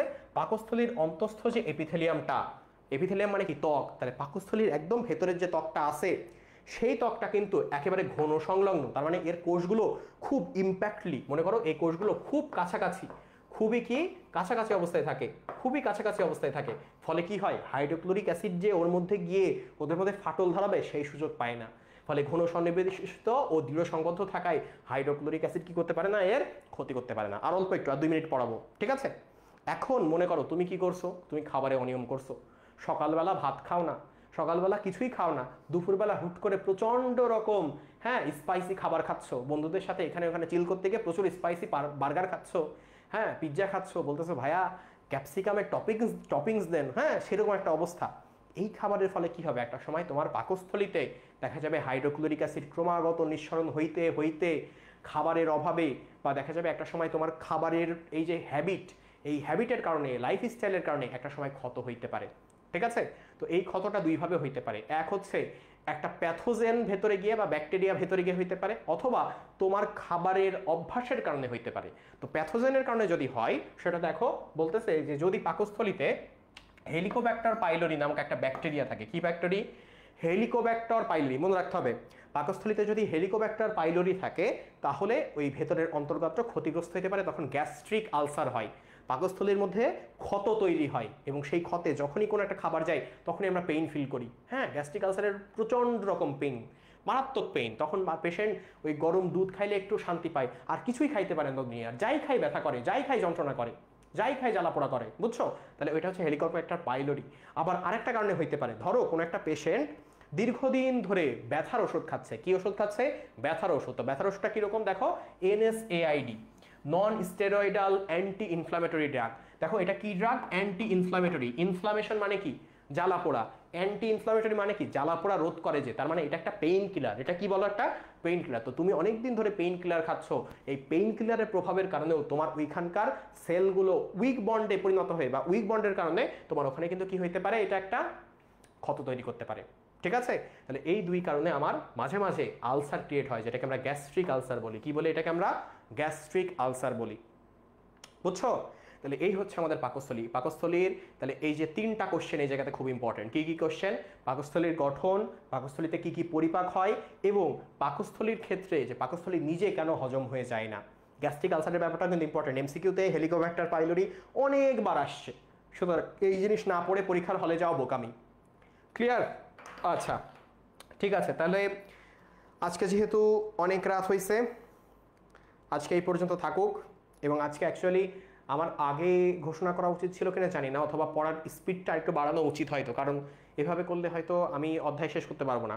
আমার মনে হয়েছিল যে কনসেপ্ট বুঝিয়ে ক্লাস নেওয়াটা ভালো হবে, কিন্তু কনসেপ্ট বোঝানোর টাইম অ্যাকচুয়ালি তোমাদের অনেকখানি ওভার হয়ে গেছে। এখন যারা 25 ব্যাচ আছে আমার কাছে, আমি তাদের কনসেপ্ট বুঝাই পড়াইতে পারি, বা কোনো একটা জিনিস বুঝাই পড়াইতে পারি, কারণ তাদের সময় আছে হাতে অঘাত। তোমাদের সেই সময় হাতের ফাঁক দিয়ে গলে পড়ে গেছে, বুঝছো? তাহলে এখন তোমাদের জাস্ট এইভাবেই পড়াইতে হবে যেটা তোমাদের এইচএসসি কভার করতে পারে। যাই হোক, তাহলে নেক্সট দিন আমরা আবার পরিপাকের এর পর থেকে শুরু করব, এবং ইনশাল্লাহ পরিপাকের বাকি যে অংশগুলো আছে সেগুলো শেষ করার চেষ্টা করব, ঠিক আছে? আচ্ছা, তাহলে সবাই ভালো থাকো, সুস্থ থাকো। আর হচ্ছে আমাদের আজকে তো 4.2S লঞ্চ হয়েছে, সো সেকেন্ড টাইমার যদি কেউ এর মধ্যে থেকে থাকো, তো তার জন্য কিন্তু একটা বড় সুযোগ। জিএসটির ব্যাপারটাও তোমার চুকে গেল, জিএসটিতে একটা ভালো পজিশন আসলে তো আলহামদুলিল্লাহ, এবং তুমি সিদ্ধান্ত নিয়ে ফেলছো যে তুমি মেডিকেলে আরেকবার চেষ্টা করে দেখবা, সো এইবার প্রিপারেশন নিয়ে চেষ্টা করা ভালো। সো আমার মনে হয় তুমি যদি কোনো জায়গাতে ভর্তি না হয়ে থাকো, this is the perfect time এবং পারফেক্ট অপরচুনিটি যে তুমি 4.2S এ ভর্তি হও, কারণ এখানে কিন্তু আমরা একেবারে সেভাবেই হচ্ছে ব্যাচটাকে সাজাইছি যাতে তোমাদের অজানা অংশটুকু, যে অংশটুকুতে তোমাদের আগে ঘাটতি ছিল সেটুকু আমরা আগে পড়াইতে পারি। সেই অংশটুকু শেষ হওয়ার পরে আমরা যারা 4.1S ছিল, অর্থাৎ যে সেকেন্ড টাইমাররা আগে থেকেই পড়তেছে, তারা কিন্তু এবার সেই নতুন অংশগুলো পড়ার সুযোগ পাচ্ছে, ফলে একই জিনিস তাদের ক্ষেত্রে রিপিট হচ্ছে না। দিন শেষে যে পরিমাণ তোমরা এখানে মোটিভেশন পাচ্ছ, যে পরিমাণ মেন্টরিং পাচ্ছ, যে পরিমাণ সার্ভিস পাচ্ছ, যে পরিমাণ এক্সাম পাচ্ছ, যে পরিমাণ ক্লাস পাচ্ছ, অনলাইনে আর কোনো জায়গাতে এত পরিমাণ তুমি পাবা না। সো এটা আমার মনে হয় যে তোমার কাছে একটা বেস্ট চয়েস, তুমি যদি এটাকে অ্যাকসেপ্ট করতে পারো। যাই হোক, আমাদের A+ গ্যারান্টি ব্যাচটা আমরা কিন্তু একেবারে সেই এইচএসসির আগ পর্যন্ত কন্টিনিউ করব, এবং হাফিজ ভাই, তারপর তোমাদের হচ্ছে মিম আপু, নিশাত আপু, তোমাদের যাদের ক্লাস ছিল আর কি, সবাই কিন্তু তোমাদের ফুল যে শর্ট সিলেবাসটা আছে, ফুল শর্ট সিলেবাস কমপ্লিট করে তারপর আমরা এই কোর্সটা কমপ্লিট করব, বুঝছো? তো সেই হিসেবে তোমরা আমাকে জানাইও, অ্যাকচুয়ালি কমেন্টে জানাইতে পারো, ইনবক্সে জানাইতে পারো যে ভাইয়া স্লোলি পড়া হয়ে যাচ্ছে কি, বা কনসেপ্ট বেস পড়া থেকে আমরা বের হয়ে এসে অ্যাকচুয়ালি কি আমরা আবার সেই যেরকমভাবে যে অংশটুকু পড়া দরকার সেরকমভাবেই পড়বো, নাকি কনসেপ্টটা বুঝবো, কোনটা তোমাদের কাছে বেশি ভালো মনে হয়, এগুলো জানাইও আমাকে, ঠিক আছে? তাহলে সবার সাথে দেখা হবে ইনশাল্লাহ। সবাই ভালো থেকো, সুস্থ থেকো। আসসালামু আলাইকুম।